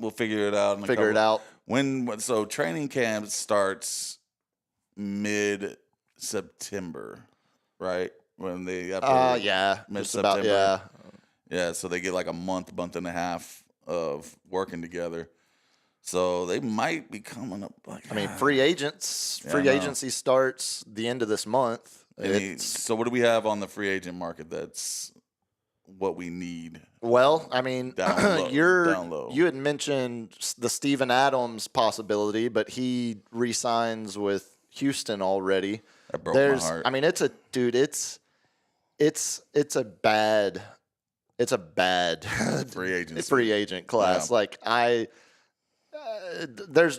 don't think there's a single former All-Star available. I mean, like Chris Paul, not counting someone like someone who's 40. Need an All-Star. We don't need an All-Star. We need someone that is sure, just a but defensive... for teams that actually have, like if you're the Nets right now and you have all this cap space, but you have no one to give it to on the free agent market. How locked in is Rudy Gobert with Minnesota?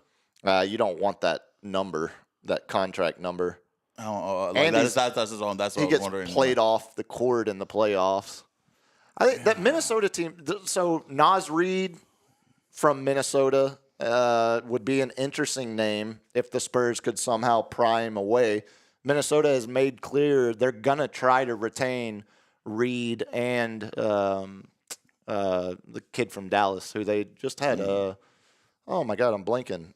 Julius Randle, who just led them to the conference finals. Oh, Kyrie Irving signed a 3-year deal with Dallas. It's a good number. 3 years, $119 million. Better than the 45 they're about to pay him. Well, I mean, you look at his contemporaries and the numbers they're on. If Kyrie hadn't tweeted out, videos or hadn't blown his ACL out, he'd be a 50 million plus player. But instead, he's at 39 mil. Yeah. It also, the other thing about Kyrie taking less, it allows the Mavs to have a 5.7 million mid-level exception. So they can sign, the big rumor up in North Texas is the Mavs are potentially going to try to use that 5.7 mil exception on D'Angelo Russell and then try to convince Chris Paul to take a 1 year deal? Yeah, 1 year, vet minimum kind of move. Miami, they got to pick up. There's the Yakin-Chunas kid. That's a great pick at 20. Yeah. I mean, I watched a lot of that Illinois team because I was obsessed with him. Oh, look at his dad crying. That's awesome. Yeah. I mean, look, if you want to be a hard-ass alpha and not say that's awesome, cool. But nah, getting your dad to shed some tears. That's great. Especially when your dad is, Eastern Euro like that. Men like that aren't built to cry. Like they've seen all they've ever known is war, civil war, their whole lives. It's like imagine Jokic's dad crying, or cabbage stew again. That Illinois team, though. I mean, there was at the beginning of the season mock drafts. Obviously, I run a bunch of 2K franchises. And a bunch of throughout the year, it's a good way to get to know the draft class and to get to know, because then it's, now I want to watch him play. Like if I'm going to draft him on this video game, I want to see what he actually plays like. I want to see what he looks like. I told people, I was like, if you want to know people, just go to like I think that's a fancy football or fancy baseball or basketball league. You'll start learning who's putting up points. But he's got an NBA game too, because he's got the pick and roll offensive initiation already.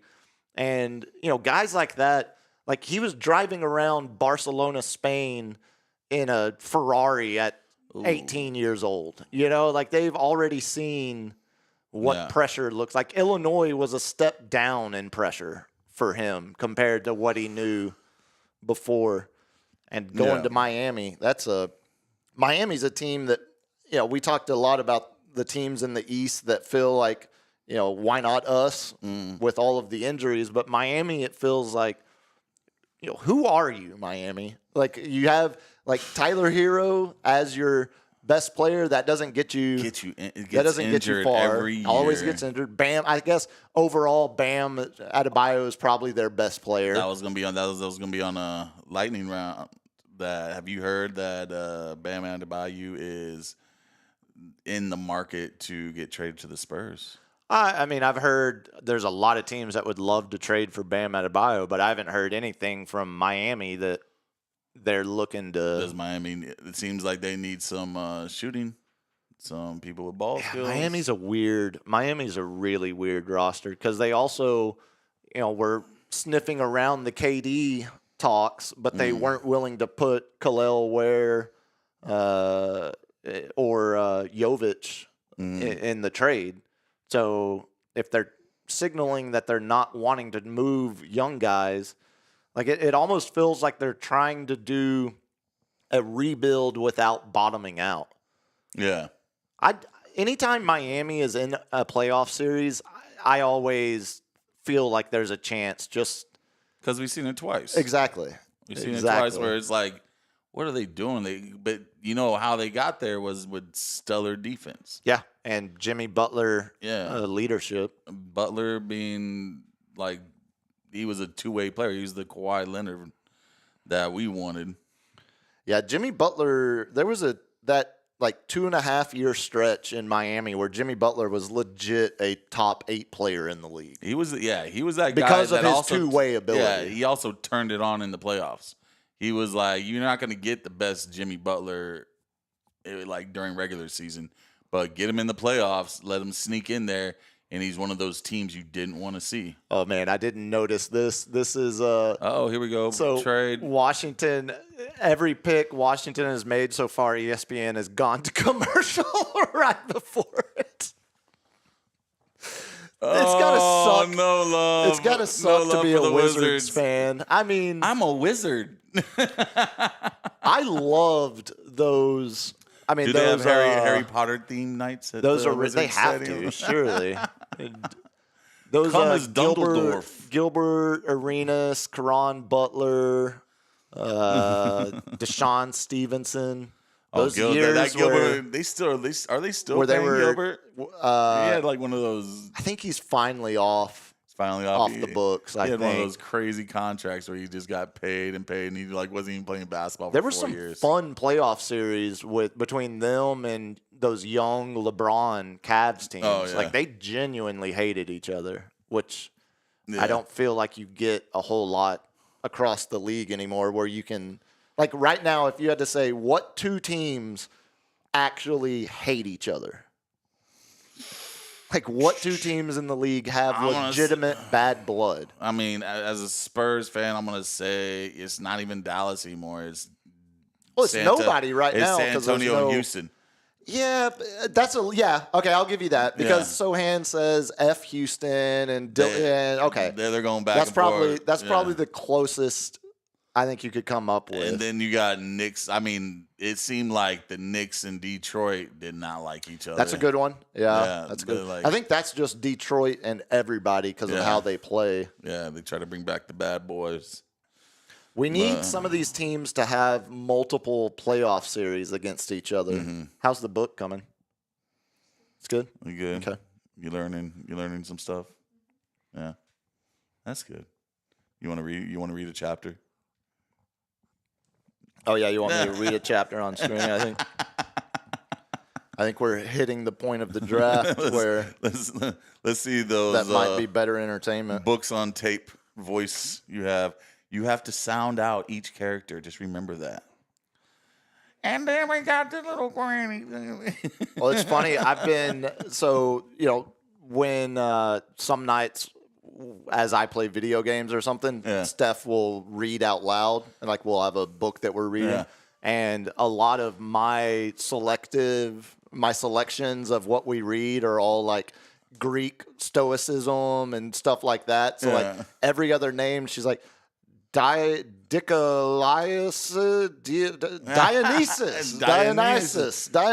There we go. Through Thucydides, Thucydides. Thucydides. That's not going to work here anymore. Not gonna work here. Yeah. that's my friend Eric. He got me on that Wheel of Time. Yeah. And those names, I couldn't pronounce the towns.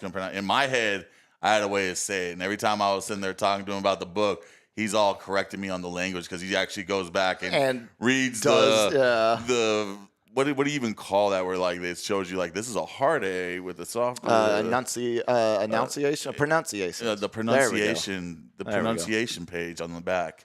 And I never looked at that. What we do is if it's a name that Steph doesn't want to read, she'll just call him like Steve. It's just give it the most generic middle-aged white man name. Steve with his broadsword. Yeah, Steve raised his sword his glistening as chest. Doug cowered in fear.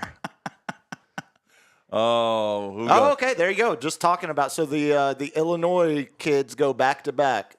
Oh wow, and that's actually going to the Wizards. God, look at how young he's. So young, he's still got high school acne. Oh man, you gotta watch what you eat, kid. He's eating too much poutine. He's Canadian. You know. As I told my kid, I was like, "When's the last time you washed your pillowcase and pillow?" Oh yeah, that'll do it too. And they're like, "I don't know," and I'm like, "Well, you have severe acne, son. You might want to start doing that." Yeah, there are things you can do potentially prevent that if you cared. I was on Accutane at one point growing up, and then everyone started offing themselves, and my parents were like, it makes them emotional. Maybe we shouldn't. Maybe we shouldn't have you on Accutane much longer. My kid was on Accutane and was going through his first girlfriend breakup, and I'm like, yeah, we're gonna stop this. Yeah, looking back on it, I just blame all of my emotional immaturity on Accutane. It wasn't actually me. I was fully developed. It was the chemicals in my body. I was fully developed emotionally at the age of 16. It wasn't the soon-to-be Texas Tech cheerleader that broke my heart in high school. Officer, it's the Accutane. Yeah, exactly. No said, kid. Yeah. Go ahead and get out of here. You have a good day. Looking back on it, it is shot creator. Yeah, no, he's an interesting prospect. I like the point guard better than him, but I think he might have the long-term higher potential, higher ceiling. But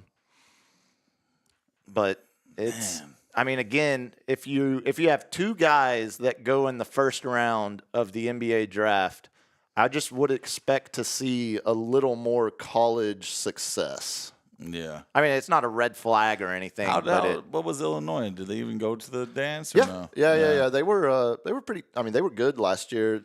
But I think an Illinois fan would still say they underachieved. Their coach is he has Texas ties. Brad Underwood. He was the coach that led Stephen F. Austin to that random Sweet 16. Oh yeah.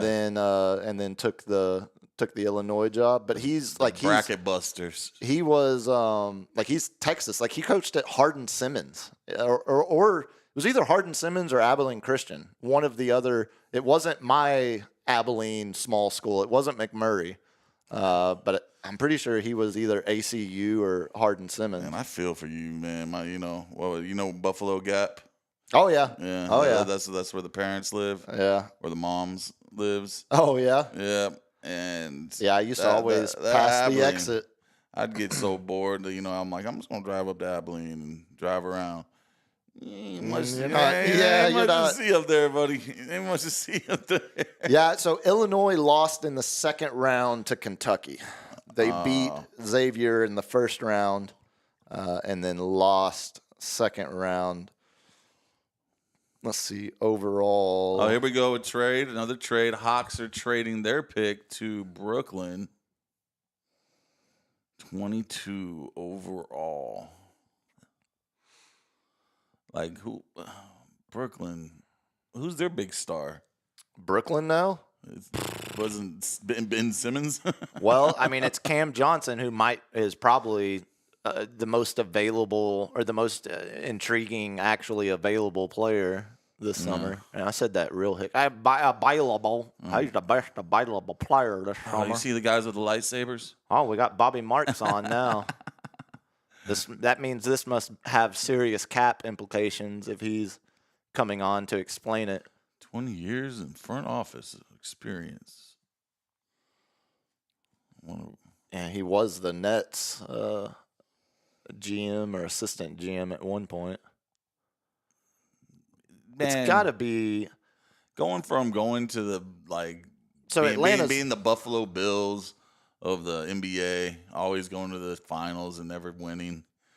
You know, to just being irrelevant for 20 years. That's got to be rough. Yeah. I mean, well, and like you mentioned the Russian, things were looking so great. Yeah, when like, they got KD. Yeah. Kyrie was with them on that one, right? KD, Kyrie. I mean, hell, even going back when they traded for the corpse of Paul Pierce. That trade is what gave the Celtics Tatum and Brown. Oh, my God. Was the KG Pierce. Do you think they look back and to just Brooklyn. like, oh, my God. Well, again, that's why I can't get over it.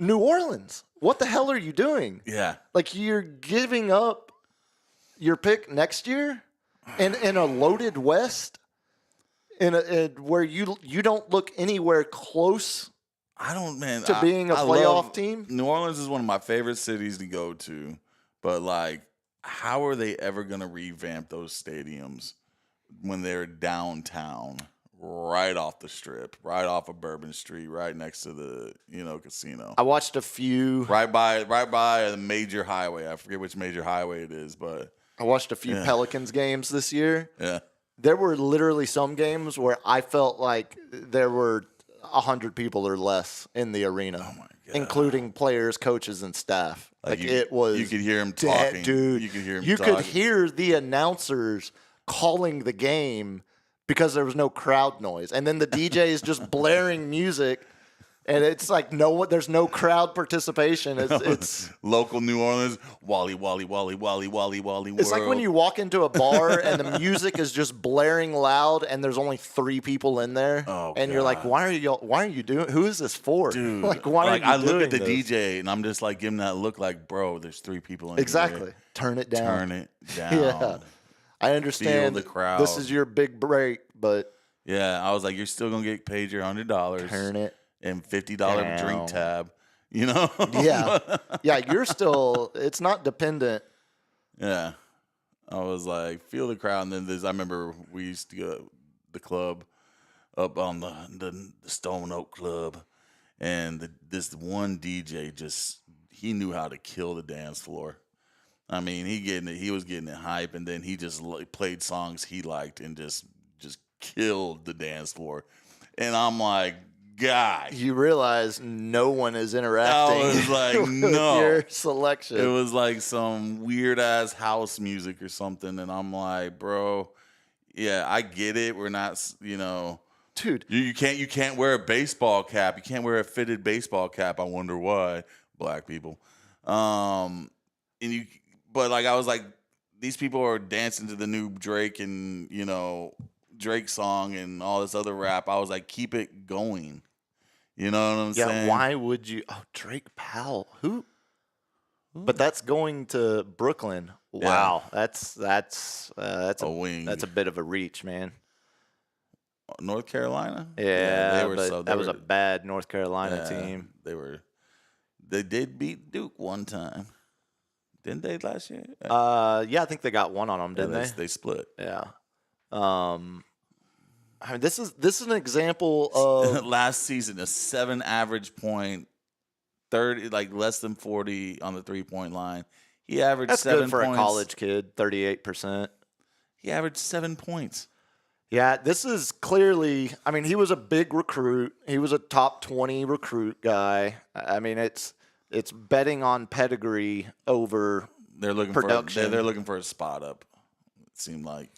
Oh, again, going back to the Carter Bryant pick of the Spurs. I mean, it's at this point in the draft, you're probably not going to get an all-star, but if you can get a 3-and-D, a guy that can shoot threes and play great defense, that's the most value you're going to find, I think, at this point in the draft. And he definitely maybe he just takes the place prototype. of Sam Penny.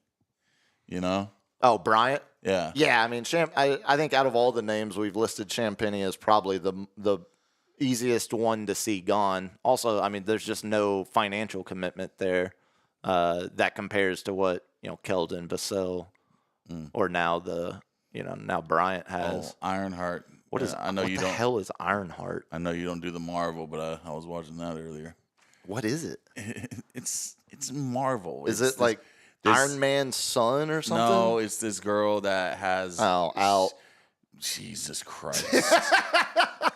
You got the roommate right next to you, dude. She knows. Better bring out the Nine Tails tonight, man. No, Make them pay for that one. we're a Batman house. Ain't no Wonder Woman allowed. But no, she's supposed to be like the brilliant mind of Tony Stark of her generation. Okay, And so it is still. she made a suit. It's still but okay. she's still like, which actually is, I will say, one of my favorite characters in this is the Hood, is the villain, is the Hood, which is now we're going into magic, the Stephen Strange and Dr. Voodoo and all this kind of good stuff. Good Lord, how do you get laid? You know this much about. Tell you. Looks like we're going to go past. Do you think 10. I'm like, hey, let me go ahead and tell you about my comic book collection? Let me tell you about Ironheart. She's awesome. You would love her. You would love that. But now, like, I wish I was in this generation that loves anime and like that's all the cool rage. Now it's cool to be nerdy. I know. Yeah, that. Whenever I was trying to explain to people that Alan Moore was one of the greatest living authors ever, and he wrote comic books. There was no space in the conversation. And look at this, we got Pelicans trading to the Atlanta Hawks, or is this the one that? No, that's the one from earlier. Okay. So Atlanta moved out. They were going to have the back-to-back picks here. Okay. But because they moved that last pick to Brooklyn, And we'll just give you our first. they're now next year. They're now Because we're going to be a playoff team. Okay. So on that, like, tell me, New Orleans. Yeah. Are they better than Utah next year? No. Maybe. Yeah, even Maybe. if let's say yes. Let's say yes. Yeah, okay. There's yes. one. These are the teams. Utah won 17 games last year. New Orleans won 21. Oh, wow. The next closest in the West was the Spurs at 34. And We both think And we tanked. injuries tanked. Yeah, injury tanked. We both Tanked think due to injuries. like the Pelicans aren't going to be better than the Spurs. They're not going to be better than the Trailblazers just traded for Drew Holiday. They're actually competent now. Chauncey Billups has built an identity there. And they Phoenix seem is a like- train wreck, but they still have Devin Booker and are moving, have now Malawash and Mark Williams they traded for. Like they're attempting to be relevant. Yeah. Mavs obviously just took Cooper Flag and still have Kyrie and AD and everything else, not named Luka. It's just, and then it's Sacramento, Memphis, Golden State. Like New Orleans is going to be the second worst team in the West again next year. Second or third worst team, yeah. At best, they're third worst. At very best, they're the 12th seed. They're fourth worst. That I think that's the most baffling move of the night by a mile. Yeah. Like there hasn't been. I don't know what they're doing. I mean, the Yang, the Chinese dude that got picked, that was pretty much off the wall. Yeah. But that New Orleans trading their first round pick next year is a fireable offense. Like tonight. Well, so New Orleans got Yang? No, he ended up going to Utah. Yeah. No. Was it Utah? Was it? It was a trade. It originally was. I thought it was going to be Memphis because it was, but it went to Portland. He's in Portland. Okay. Portland just sold a whole bunch of jerks. Yeah. You're going to be the number one foreign NBA League Pass team. Yeah. Oh yeah, because you get to pick your team nowadays. Mm-hmm. No, And no buying at all. This is also probably a bit of the NBA, like convincing a team, like, look, one of y'all have to take this dude tonight because China's still not over the Daryl Morey comments from a couple years ago when the NBA, when League Pass got pulled from China. Yeah. We have some ass to kiss. unfortunately. And it's Chinese. Yeah, so dude, this is New Orleans. Again, what's the worst NBA team to be a fan of right now? Like Washington, New Orleans, Charlotte. Yeah, but even at least Charlotte, you're getting, like, it's exciting. You know, like a LaMelo when he's healthy is exciting. Brandon Miller looked great. You know, Zion when healthy is exciting, but he's even less available than LaMelo. Walter Clayton Jr. playing for Washington. Love that kid. Who we got now? What's the longest playoff drought in the NBA right now? So New Orleans. Well, this is not New Orleans. So looks like Atlanta got a big, or at least a forward. Yeah, this is the pick going to Atlanta, and he fell. I mean, he was expected to be closer to, low teens, and fell all the way to 23. Oh, FIBA gold medalist. The longest current NBA playoff drought. Oh, buddy. I wish I hadn't asked the question. Oh, buddy. Charlotte's number 1. It's been 9 years. Yeah. You know who's number 2? Pelicans. Spurs. Yeah. 6 years. Spurs. You're telling me the Pelicans went to the playoffs before us? Oh, because of the playing games and. Yeah, technically they were a playoff team 2 years ago. Yeah, when Zion was healthy. I think this is still only counting if you make it out of the play-in, though. I don't think it's counting play-in as, because technically the NBA doesn't view those as playoff games. They actually, you know what's even weirder? Play-in games, those stats don't count at all. So, like, the individual, it's like the game has no rebounds, no score. You get no credit for that whatsoever in terms of your, end of season averages.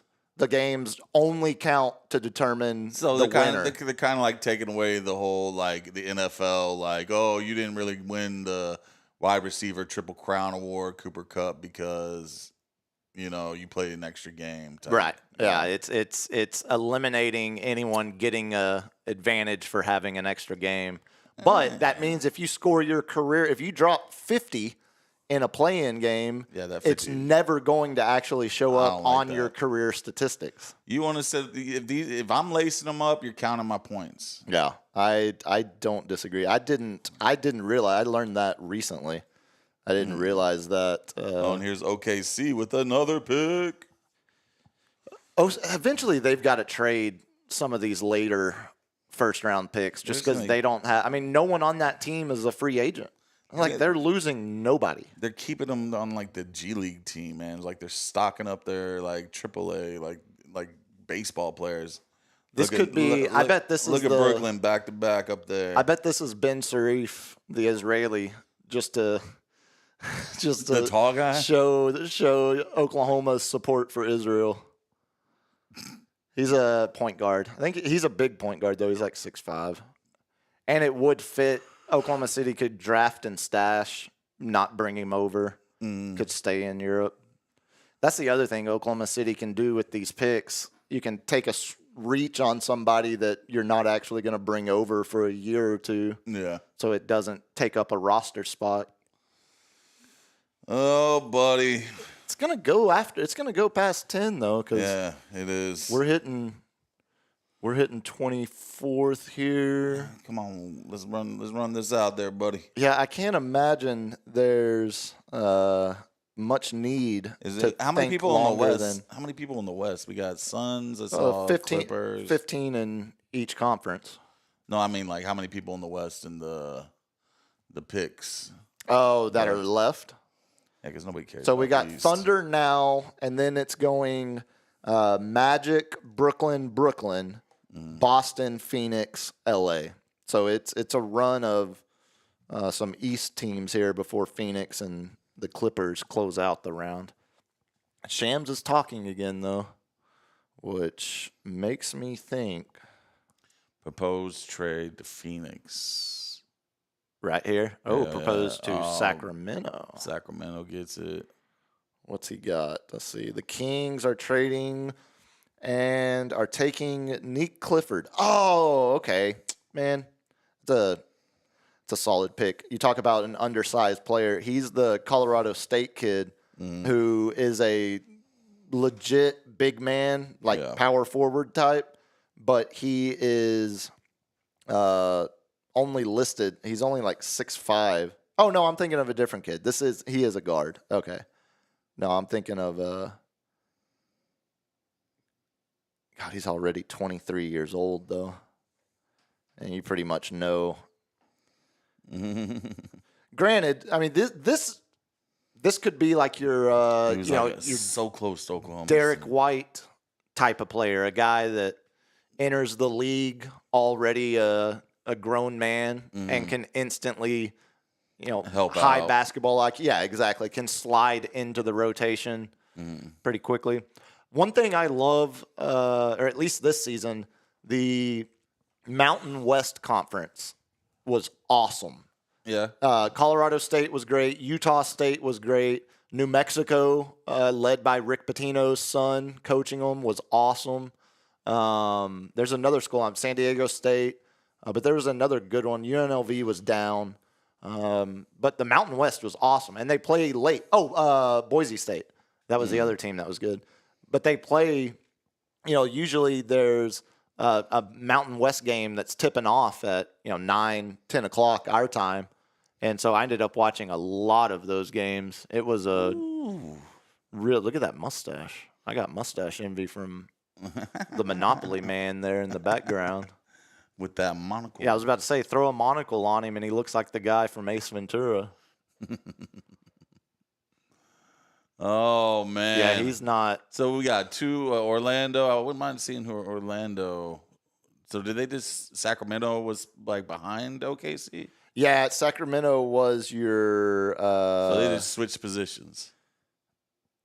No, I think they still haven't changed the. I think it's a graphics. future. I think it's a future pick because Sacramento didn't have a first round pick. Look at the coat. It seems like Sacramento wanted them all along. It is kind of interesting. Interesting, eh? It also looks like the Suns, like Desert Knights uniform.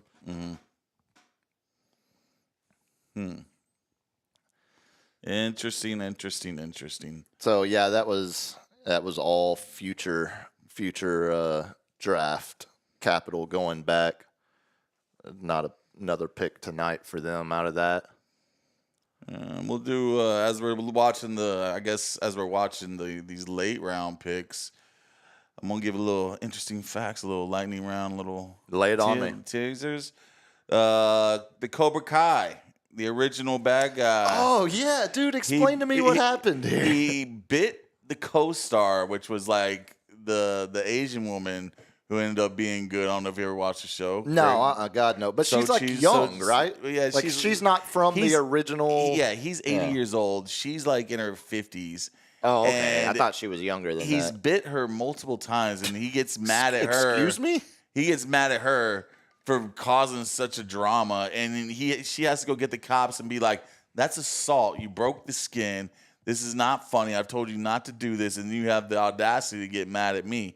And there's like a whole body cam video of it all. Do you remember being like in high school, and there was? Did you have that one friend that would just randomly buy? I still have that one friend. I hate that. You just see her just like coming at you, and you're just like, oh no. No, that is that. I agree with the co-star. That is assault, my friend. No, that there's few things. I'd rather be slapped as hard as possible than lightly bit. I think both of them get you punched. Yeah. What's the is that show like popular? Cobra Kai? Still? Well, they took old Ralph Macchio and they put him in the new Karate Kid movie that supposedly got good reviews. But like it was so cheesy, it was good. So it was basically if you were a Gen Xer raised in the 80s. It started as loved it. YouTube's first series. They were trying to break into the streaming game, and that was it started on YouTube? Yeah, and then YouTube decided that. we don't need to get into this. We're rich enough, I guess. And then Netflix picked it up, and it's the fact that it was the whole Instagram thing where it was who was really the bad guy? Was it, what was his name? Like it's was it Johnny? Is he really the bad guy here based on So basically then it shows the life of him, and he's just a shambles himself. The acting is god awful, but I can't so imagine. good. He still looks like an absolute 80s action movie villain. He's the old guy. Oh my god, there's 6 seasons of Cobra Kai. Oh yeah, it was glorious.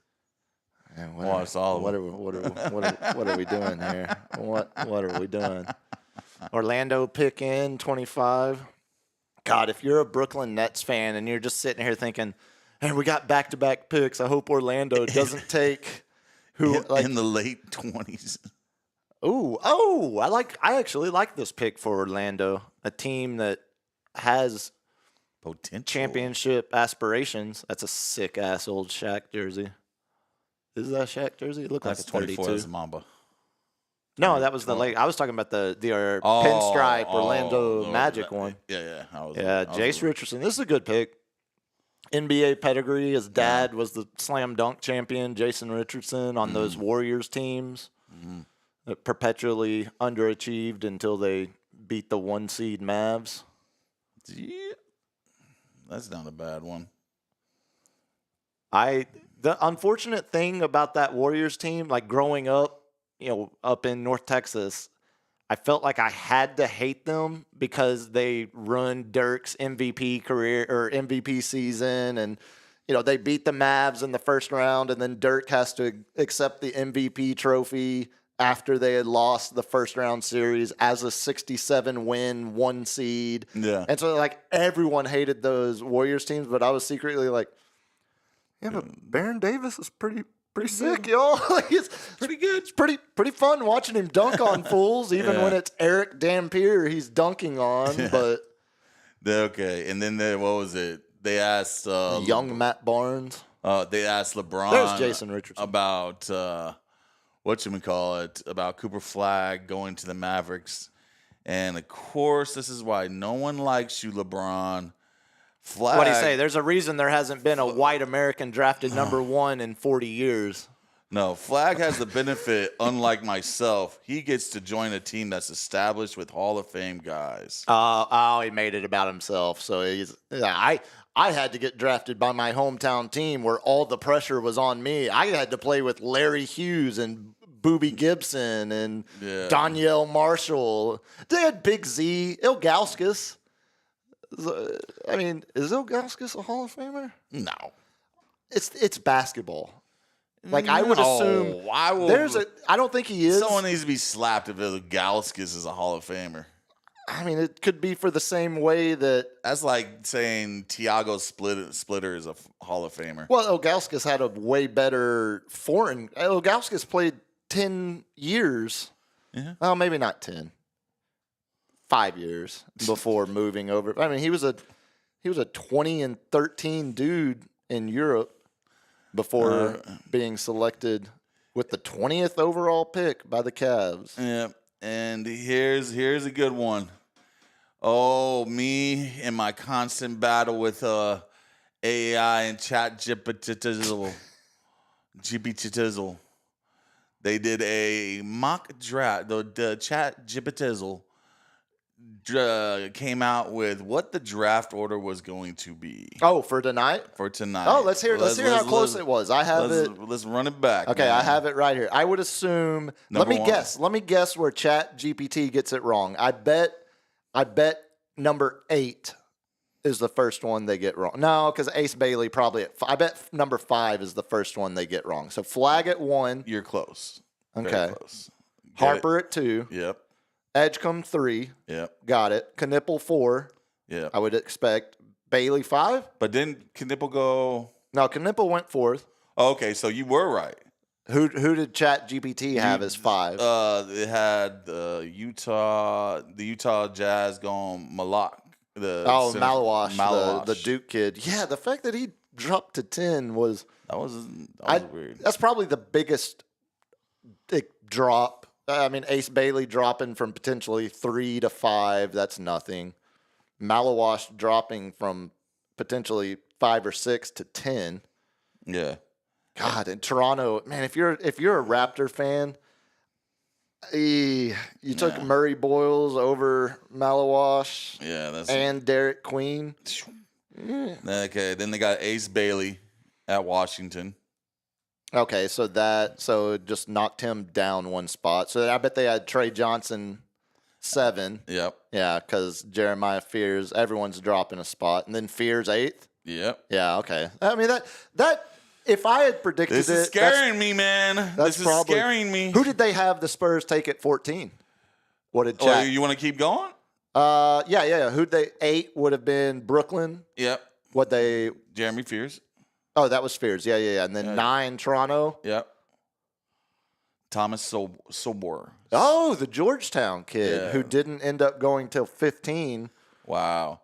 Then the Houston Rockets got Colin Murray Boyles. Okay, so it wasn't that far off. Man, I'm just not as big on Murray Boyles. I probably will be incredibly, incredibly wrong about that, and he might end up being the 3rd best player in this draft. But the Trailblazers, Derek Queen. Okay. Chicago Bulls, Noah Essengal. Oh, so it got that one right actually at 12 from Germany. The French kid, yeah. Yeah. Radisho von Germany.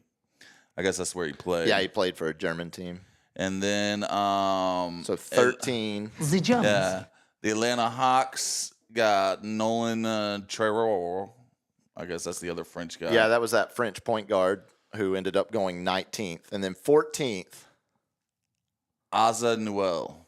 Oh, Asa Newell, who fell all the way to 23. That was the kid from Georgia. Yeah, and that's all he gave me, up to 14. Well, I think the question here is, as far as the Spurs are concerned, what is the next domino to fall? Because they gotta have it. They need another big man. You've got a log jam at multiple positions in the backcourt and at the 3. If you're adding a big man to the roster, you're also running short of roster spots. Yeah. But I don't know, man. It still feels like because as currently constructed, this is not your 45-win team like you want it to be. Like, there are still, not saying it can't get there, but there are still considerable holes in the roster that need to be addressed at some point this summer. And the easiest route to doing that feels like moving some combination. They love Barnes, and I get it. I mean, I completely get it. The numbers is solid for what he contributes. He's an absolute professional, a great guy for the young kids to learn from, a former top 10 pick himself. Yeah. That's why I think Ben Sarif. Oh, there's the Israeli point guard. The Jewish kids going to wild. Brooklyn. Come on, why are you showing the Jewish kids, dude? Man, that's great though, because ESPN. When Kyrie was a Brooklyn Net, he tweeted out what was it? The Holocaust was fake or something. No, I don't think it was. It was the Holocaust was fake. I think it was like a like a Black Hebrew. Man, this guy's got like a something. little Ginobili style game. No, he's very herky-jerky, a lot of flailing. Reckless abandonment. Yeah. We'll see what the ceiling is. For Brooklyn. Yeah. So Brooklyn at 26, sitting. So we got 3 picks left. 27. No, we have 4 picks. Come on, Brooklyn. Just make them both back-to-back. Let's go. Let's get it. I'm about ready to say. And then we got, I'll give you another one. The D-bag of the day. This guy out of Chicago, south side of Chicago White Sox. Is he related to the Pope? Started heckling one of the Arizona Diamondbacks infielders about his dead mother. Yeah, that was. And he started crying on the field. And now he's got a permanent ban. From every stadium. Every stadium. He is not allowed to MLB. Okay, How are you going to do that? You get D-bag of the day, sir. There are multiple things here. Did what he do, is it absolutely awful, despicable, inexcusable? Yes, all of those. Absolutely. Does he deserve to be banned from the Arizona Diamondback? Or I guess it was in Arizona. Does he deserve to be, or it was against Arizona, but does he deserve to be banned from the Astros Stadium for that? Yeah. No, that's dick. You're a dick. Yeah, but that doesn't mean you're banned from every baseball stadium in America just because you're you raising jerk. arms saying like freedom of speech? Kinda. I mean, I think got that's kids around you, man. Sure, but If I get kicked out of Fiesta, Texas for wearing a Lakers suck shirt, well, that's again like I don't like that censorship either. But you can't tell me the outfield bleachers at Yankee Stadium are wholesome for the whole family. Like I think it's massive. Your mom died. Yeah, no. Okay, and the other thing, you deserve to go and don't ever come back. The mom passed away in like 2017. So why are you even bringing that up? First of all, because that's like it's not like it was recent. Like you did your research to come up with that. Like he's an absolute jerk. I completely agree. Absolute D-bag. But man. when I read that he was banned from every stadium in MLB, I just thought, first off, how many ticket holders and how do you enforce that? It makes me. There's no way to enforce it. Facial scan recognition at every stadium, and he gets caught. No, there's no way to enforce that. I think he could still absolutely go to a game in Philadelphia and wouldn't have a problem. It's more of a. Posturing statement. It's a posturing statement. But it's like also like, man, show some respect for the players. Yes, you can sit there and be like, oh, you missed that ball. You suck. Soft. You know what I'm saying? Soft. We used to be a country. Oh my God. We used to be a country that stood on our make fun of morals. dead mothers.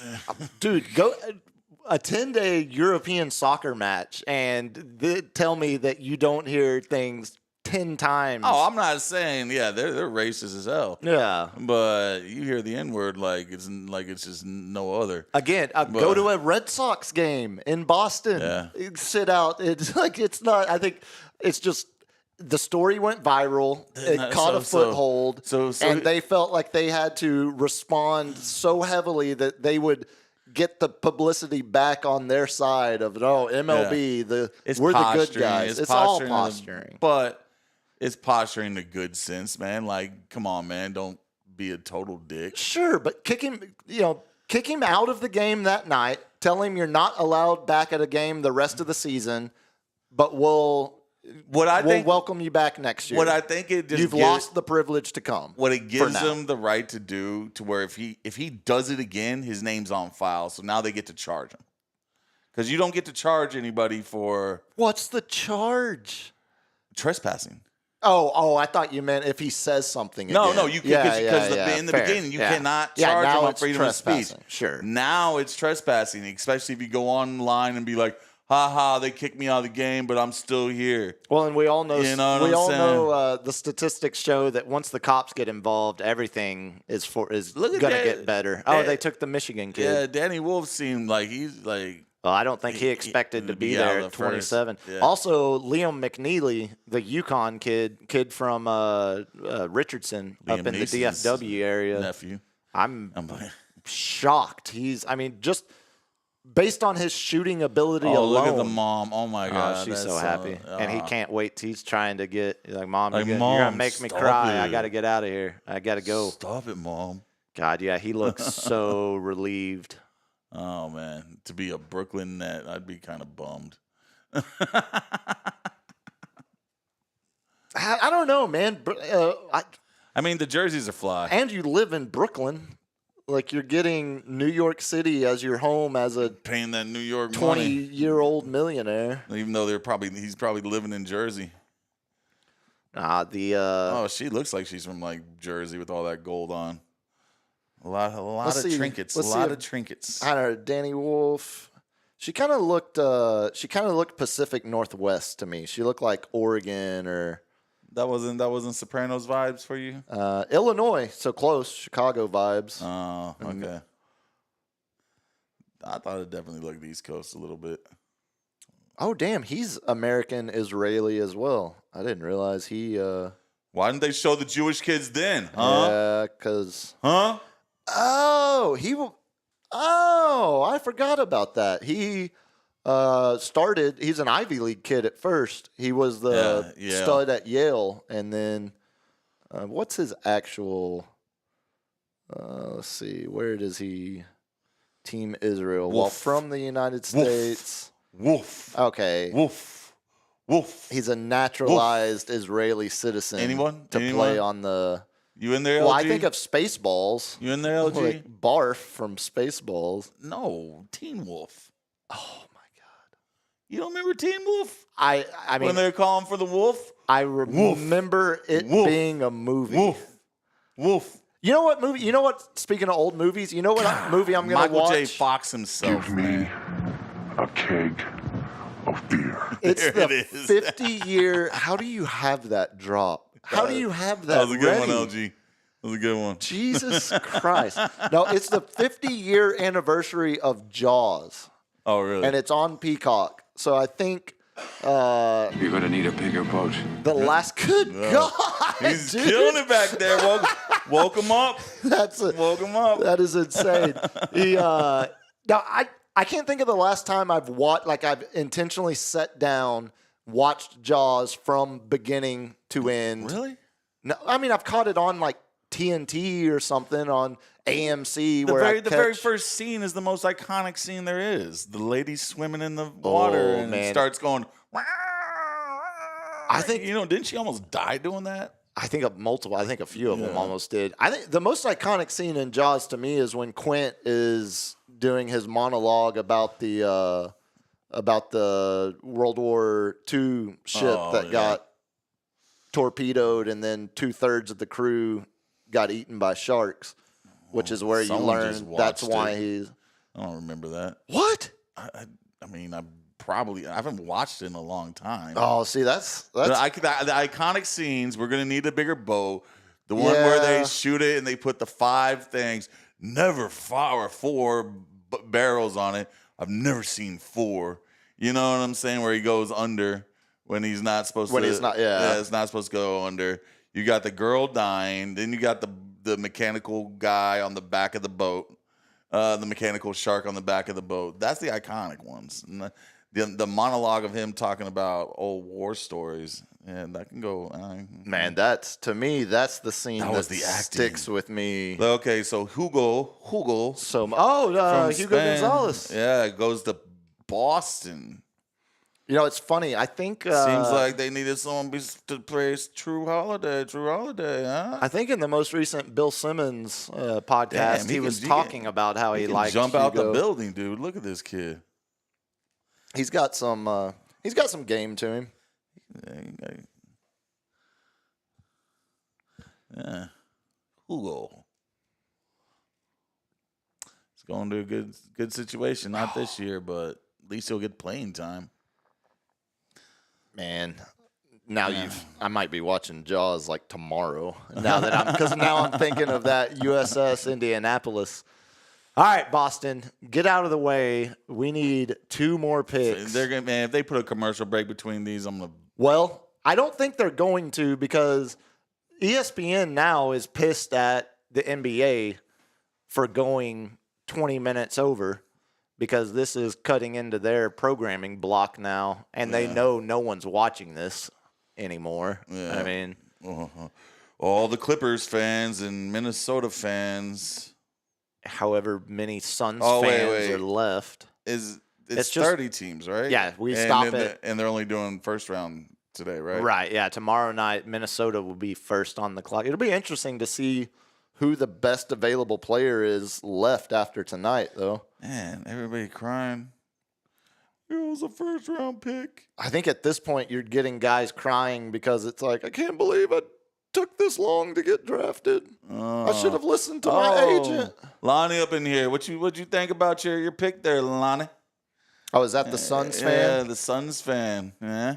Dude, if you compare what the Suns gave up for Durant and what they got from Houston in the trade, it just makes the deal look so much worse. Just the whole Phoenix experiment of the last 2 years. He said he's like 20 seconds ahead of us. Yeah, because we're streaming, Lonnie.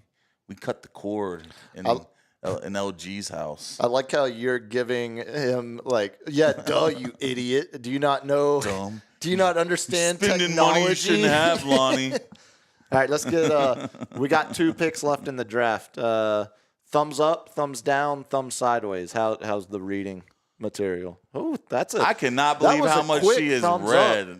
132. What'd you start on? 1? Oh, you started the book tonight on stream? Oh, that's spectacular. Good Lord, 132 books or pages. I would have fallen asleep on myself. I got the Costanza. I got the Costanza where it was like my inner monologue is this sultry voice. By hour 5, 2/3 of the men were gone. I stared the shark in the eye. Oh my God! I can't remember. I stared. It looked at me. I looked in its soul. All right, if we hit 500, when we hit 500, if we do it before the end of July, I will do the entire Quint monologue from Jaws on an episode. I can't believe you don't remember it. We're going to need some backlighting and some, a green screen there, dude, Lawrence. We need some of that because I don't. Japanese submarine. He has to do it with puppets. Slam 2 torpedoes into our side, Chief. Not just. We was coming back from the island. Just delivered the bomb, the Hiroshima bomb. You better hold it there. 1,100 men went into the water. We're talking marionette puppets. Vessel went down in 12 minutes. 12 minutes. Didn't see the first shark for about a half an hour. Sir. Tiger. Sir. 13-footer. We're going to get copyright infringed. LG, can we get copyright infringed for me quoting a movie? No. Okay, we're safe. Man, even that good of a version of it, that excellent Academy Award-winning version. I'm glad you recognize my talent. I felt the emotion through the headphones. I need to watch it again and get the exact mannerisms down, and then we'll do marionette puppets. You gotta really smoke some stoves. Get those heaters going. Yeah, Quint had, to get that rasp. What was that guy? That rasping voice.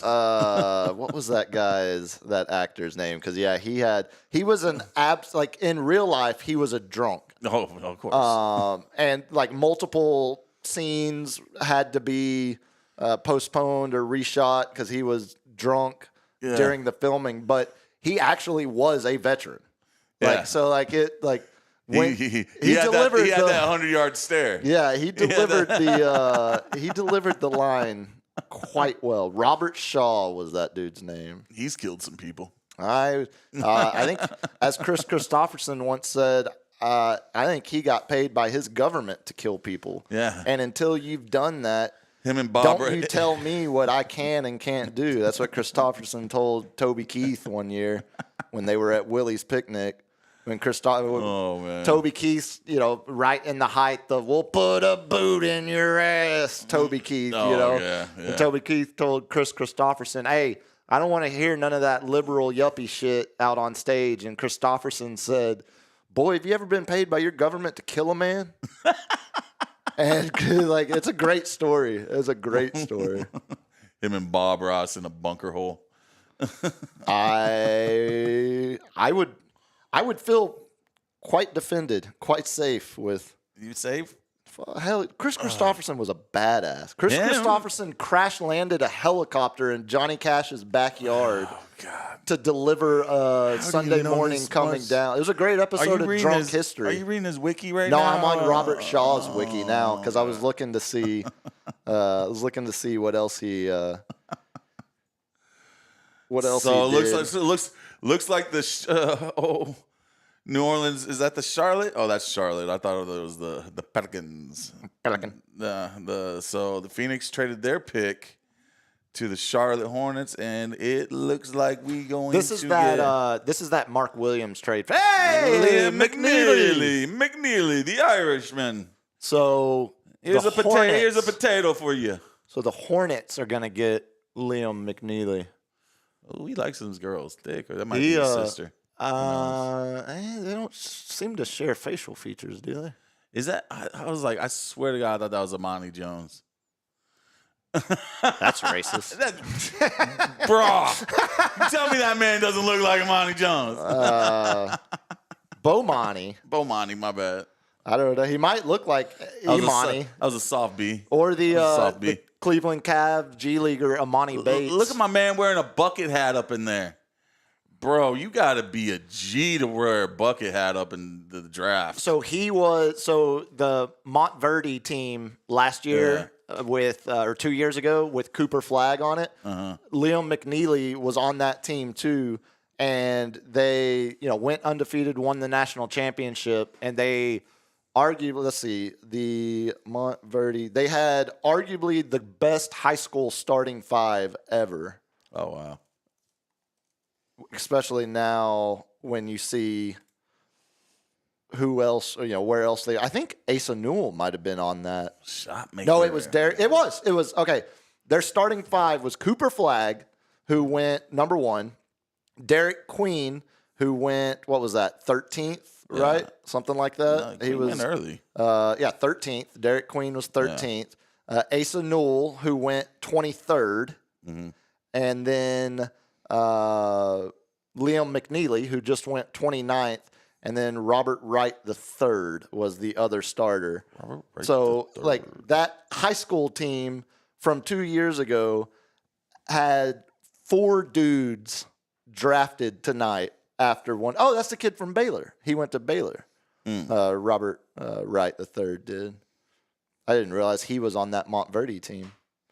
I think he transferred to BYU now, but dude, just imagine. I mean, I know it's a prep academy, but having 4 dudes get drafted in the first round that all played on the same high school team together. Well, I mean, they're the all high school team. Yeah, I mean that's what I'm saying. It's prep. They were the best team in America, but rarely do you get and the best genetics. You can't help that Cooper Flag looks like a grown ass man at 18. Well, and especially that year at Montverde, he was 16, turning 17. Yeah. So even younger. Oh man, and we got the last pick, the Clippers. Oh man, have you seen? They're doing a documentary. They did this series with Sweet Al Bundy. Someone put in the chat this time of year in Polk High history. 3 for 4 touchdowns. Oh my God! But anyway, at Al Bundy, Al Bundy was the owner of the Clippers, the one that was all racist and everything. Oh yeah, Sterling, that movie. Donald Sterling. Yeah. So now they're coming out with a documentary, and it shows actual clips of the young Clipper team. Like with DeAndre Jordan and Blake Griffin, and going to the all-white parties and how awkward they were, and how he just basically had them like little show ponies and stuff like that. Do you remember It is the most cringiest thing you've ever seen, dude. Do you remember what Donald Sterling said about Magic? She was like, "Why?" He was asking her, "Why do you have to talk to Magic? Why do you have to sit by?" No, he didn't call him Magic. He called him Irving. Why do you have to sit by Irving? He has AIDS. It's like Donald Sterling was off. But her bee catcher hat that she wore. Bro, she was certifiable dumb and insane. Did you watch that series? No, not the remake. I watched one episode and I thought it's not good. It's one of those things where each episode I couldn't stick with it. Well, the acting was supposedly spot on from the people, and it's just each episode you're just like, it cannot get worse, man. It cannot get worse. Just wait till next week, because I would assume it kept getting worse. That would be my guess. Oh, the pick is in. We have a final pick. We'll take this final pick, and then we will get the F out of here. Yeah, we have done our longest show. Nah, even when I'm in the room. Yeah, this does beat the other night when we went like 2:15 with just me and LG. Oh, buddy. Oh, we're getting a Liam McNeely interview. Oh, okay, Kendrick, give us some expert analysis on this 30th pick in the draft. He's like going to your grandmother's barbecue. You know, it is Everyone's interesting. getting fed.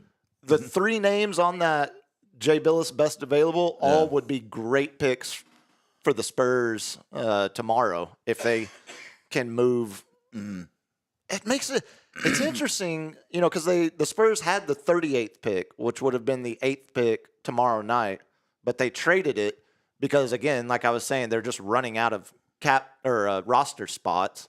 So when they traded 38, that kind of made me think they might be moving 14 too, to move back, like I was saying earlier, because 38 would have been a spot where I thought, like, you could have gotten Fleming, you could have gotten the Stanford center, you could have even Kalkbrenner, the Creighton kid. I would like him less than the first 2, but you know, Kalkbrenner was defensive, you know, Big East Player of the Year, Defensive Player of the Year. He's legit 7-footer with defensive instincts.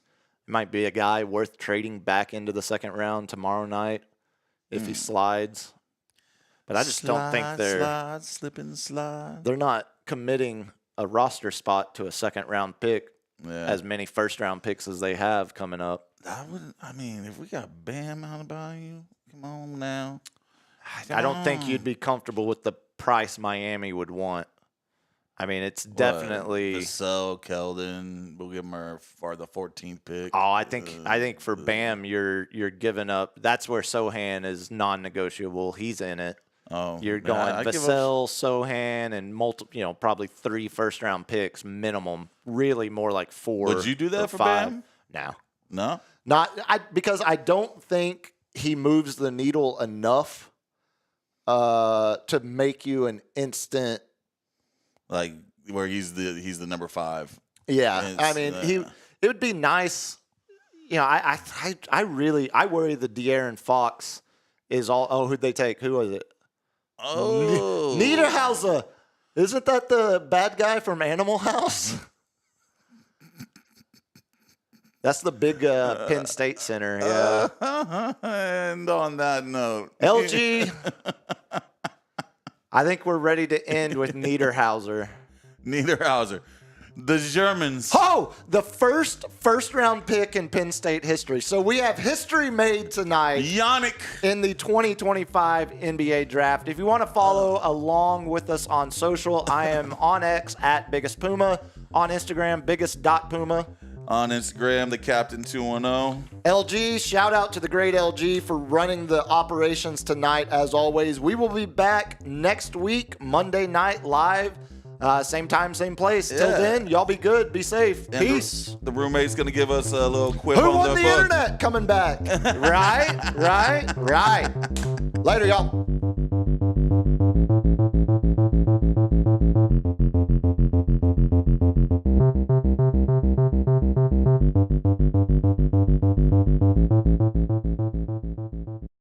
Kids, what do we say about drugs? Only thugs use drugs. Say no to drugs. Yeah!